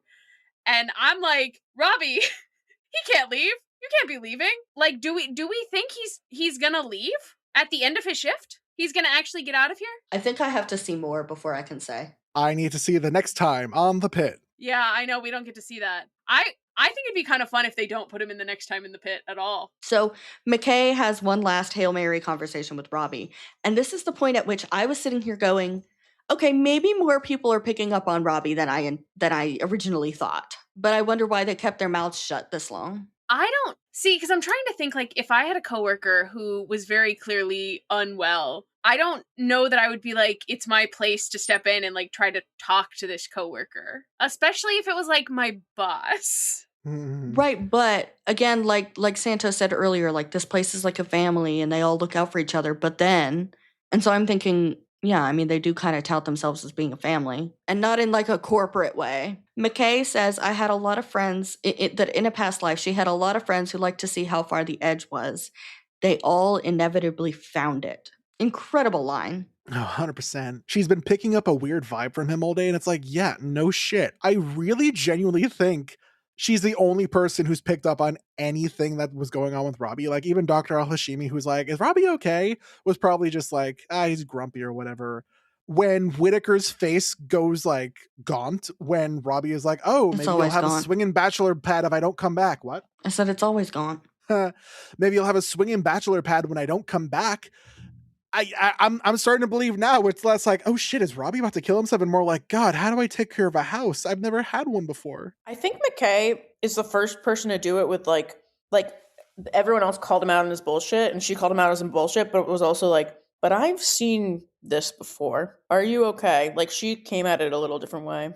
That's big. That's third leg, second leg Jack Abbott. He notices everything. So his second leg is his dick. I'm telling you. Now, whip it out. It's HBO, baby. Oh, God. So speaking of, I do think we've had less penises this season than we had last season. We haven't had any butts in a while. So Joy is out of there. She's done. Yeah. Wild. Yeah, Langdon kind of stops her and is like, hey, we usually put in extra hours. It's still kind of crisis mode. And she's like, did you know 62% of ER docs report suffering for burnout? Not me, though. Y'all stay safe. I sent a meme in the group chat that's just the meme that's like, we're short staffed for tonight. Damn, that's crazy. Good luck, though. We could use some extra help. Yeah, I bet. Good luck, man. Like, good for her, but also the balls that she has to walk out like this on her first day. I'm so impressed. She doesn't give a shit about working in the emergency department. She wants to do pathology, I think, right? Mm-hmm. Yeah. There we go. I remembered. I actually, I know people kind of read into the scene like, oh, they think it's funny, or like, oh, it's like, shows that Joy, like, doesn't give a shit. I loved this scene because I think in American society, period, there's such this value on work and hard work and doing work, and there's no value on life or self-care or you as an individual. And especially in the medical field, where it's such like a hard field to get into, or like you have to study for years and pay so much money and get there. And like people are obsessive about their work when they do it. And she was like, no, that doesn't have to be my only thing. This doesn't have to be my life. I was here, I worked my shift, and I'm done, and I can go home. Like, I think there's something so powerful and so anti boomer mentality that I really, really appreciated from her. I loved the scene. Yeah, I mean, I know my life is better when I work only my contracted hours and leave at the end of the day. So I'm like, good for you. But I also know that, like, I do not have the balls to do this because I like to eat and also pay rent. But it also might be that she's not getting paid for this. And so it's also like, you're not paying me, so why am I here? I think she says out loud, like, yeah, I'm not getting paid for these extra hours, so I'm yeah, out and of she's here. like quite the opposite. Like, I'm literally paying for this because I'm in school. I think that that's all very valid, but I also think because I am I leave on the dot. You won't catch me staying over. I'm not doing it. Oh, but it's real team behavior. And then I'm like, but I'm already in my car. What the fuck you mean team behavior? But I will say that, like, I'm like, okay, did you even do handoff? Did you check with anybody about whether it was okay? Like, this is a different field than, like, me working on computers. You have patients. People's lives are at stake. So, like, have you made sure everything, all your T's are crossed and your I's are dotted? Like, did you do that, though? Have you done that? Like, that to me is the concern. And what you guys are saying is totally valid. I'm not disagreeing with you. I just think that that's my concern, is that I'm like, okay, but like this is a hospital. Like, did you check Right, in and with she anybody is before you left? walking out before the night shift is even like fully there. Like, on one hand, good for her. On the other hand, it's a little concerning, but also perhaps perhaps the scheduling of the hospital should allow for that sort of thing to happen while she's still on shift, you know? Yeah, that would be a swing shift. There would be certain people who are coming in. So like you'll notice nurses have started to come in and other people start to come in at odd hours, right? And then we also have, I cannot remember her character's name. I'm very sorry. I think it might just be Nurse Jamie. She's one of the med techs. And she was the nurse who was working with Oliver in this episode. She has like the straight across bangs and the ponytail. She's one of the med techs for the show. And her nurse is a night shift nurse or like a swing shift nurse. So she doesn't come in until like later in the day. So that's why we're only now just seeing her. But yeah, so that's my concern there. But I think we're all correct. She crosses paths with Shen. Who's got his donkeys? He's got his donkeys and he's glowing. And she's like, good luck. Sorry about the mess. And he's like, what mess? And then the final bit of this episode is he's coming in via ambulance because he's a security guard and he fell from some scaffolding. And from what we can tell, he seems unresponsive. But he's also familiar. It's Orlando. Ring the Mal is right bell. Ding, ding, ding, ding, Mal is right bell. And I totally forgot about this man because it's been so long since we've seen him and so many things have happened. But the second I saw him, I was like, I knew it. I knew he would be back. Leaving against medical advice. I've been counting every episode since after the 4 p.m. slot because I'm like, he started his next job at 4 p.m. I'm like, he'll be back soon. I don't know how soon. And I didn't want to see him. He's in worse shape. I'm going to be grim. I don't think we're going to see him pull through next episode. Yeah, I'm worried for him. Which, sucks emotionally for his wife and daughter, but also super sucks for them if he does die because he's leaving them, what is it, $100,000 worth of medical debt?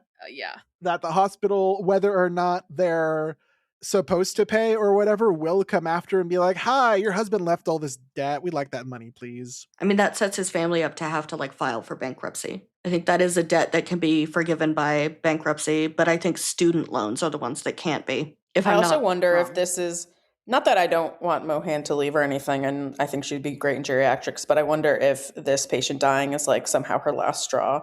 Like when it comes, she's like, I'm never coming back to the ED. I'm begging you on behalf of daughters everywhere, do not do this to your daughter. Do we know what happened to her father? I know he's dead. I think her dad died of a heart attack. And the reason she's so focused on medical malpractice or like mismanagement of like people of color in the ED is because her father was not taken seriously as a person of color. And that's why he was mismanaged basically and died. I think that's the story. Somebody correct me if I'm wrong. Okay, that would make sense. Nicely. Yeah. I don't know. Yeah, no, Camille, I think you were right in saying that it feels like a zit that's like going to pop, but also is not like, because at the end of last episode, I was like, I need to go for a run about this. But this episode, I'm just like, I'm tired. I'm like, yeah. When will it end? We still have 3 more episodes. Like, this should be the end of the shift. Like, we still got to keep going. And I'm excited to see the night shift, but also like, I'm tired, but also there's still this tension building and like something is coming and I don't know what to do with these last 3 episodes. Yeah, something's coming and not in a fun way. And I don't know, man, I'm really stressed. God, 3 more episodes. I'm curious what the pit isn't Grey's Anatomy. It's very much not, but there has to be an explosion at the end. There has to be something that happens. Oh, like fireworks? Like, maybe. But like, I'm curious. Fireworks in the park. They've mentioned the fireworks in the park so many times. It doesn't even have to be like a medical, it doesn't have to be like Pit Fest or something like that. There has to be like the emotional hit, which I think we're all thinking is hinting at a character hurting themselves. I remembered what I was going to say earlier is that I don't necessarily think because of the kind of show this is, I don't think that a character is going to die. I think that like early on in season 1, we heard from the showrunners about like there will be characters who leave just because of the way that it works, right? Like you'll finish your residency and go somewhere else, or you're a med student and we won't see you again, or whatever. And they were like, we are going to bend some of that just because, like, you know, we want to keep characters around and because this is a TV show. So I'm just thinking, like, somebody's not going to come back. I think someone is not going to come back. And part of me is wondering if that will be Langdon. Is Langdon not going to come back next season just because his time at the pit is done? I don't And think also, so. this is his R4. I mean, both Patrick Ball and Issa Briones are doing a lot of theater stuff in New York right now. So either They're one of on them a break could right be... now, though. They are between Well, seasons I know, right but now. I'm just saying, like, people who have other jobs may not return for season 3. I feel like his story would be so underwhelming then. I don't know. Maybe that's the point. Patient passport moments? Mine is the roommate fight. I loved it. I love getting a glimpse at Santos and Whitaker. Yeah, I think mine is the Robbie and Dana in the ambulance bay fight. We all like fighting this week. Robert, what fight did you love? Yeah. I was going to be like McKay essentially telling this guy who did alcohol and cocaine, like, yeah, no, you're going to jail, buddy, later. Buddy, you did alcohol? Jail. I'll say something different. I liked Joy's little bit about leaving early. I think self-care is important. We're really understaffed. Yeah, I know. That's crazy. Bye. Bye. Oh, shit, no way. Anyway, any final thoughts? I am still waiting for, oh fuck, what's his name? Little Johnny, the fucking kid with the 22 shooting on his dad's farm. Oh, yes. Yeah. There's 3 Brian episodes left. I'm still something? waiting for his ass. I'm still waiting for his ass. I'm waiting for it to ring that very loud Camille was right bell. Honestly, I think it would be funnier if they brought Brian back like next season. Somebody was like, it's not gonna be Brian. It's gonna be Brian's grandfather. And Brian will have been the one that shot him. Yeah. I think that still qualifies as a you were right, Bill. He has something to say. The last time I was on this podcast, all my predictions came horribly untrue. So I've decided to, dude, I thought Harlow was gonna die. I was freaking out. And then she was like, oh, my muscle spasmed. Okay. And you're all set and going. And I was like, I'm stuck at this show. There are still people on social media who are like, what happened to Harlow? I'm like, she got discharged hours ago. She left. They literally gave her a shot and she was like, oh, my muscle feels better. And I was like, motherfucker, I was out here like, Harlow's gonna die. Anyways, long story short, I'm not gonna guess anything. Speaking of patients that Santos kind of dropped the ball on, let's see if we see Collarbone Man again, because we just like didn't go back to his he's room. gonna suddenly die next episode. That's an Aaron prediction. It wasn't just that he might have fractured his collarbone. He fractured his lungs. Dun, dun, dun. Oh my god. This was another doozy of an episode, you guys. I opened the app to watch this episode and I was like, 53 minutes. Fuck. All right, well, Aaron, thank you for joining us again. Thank you for having me.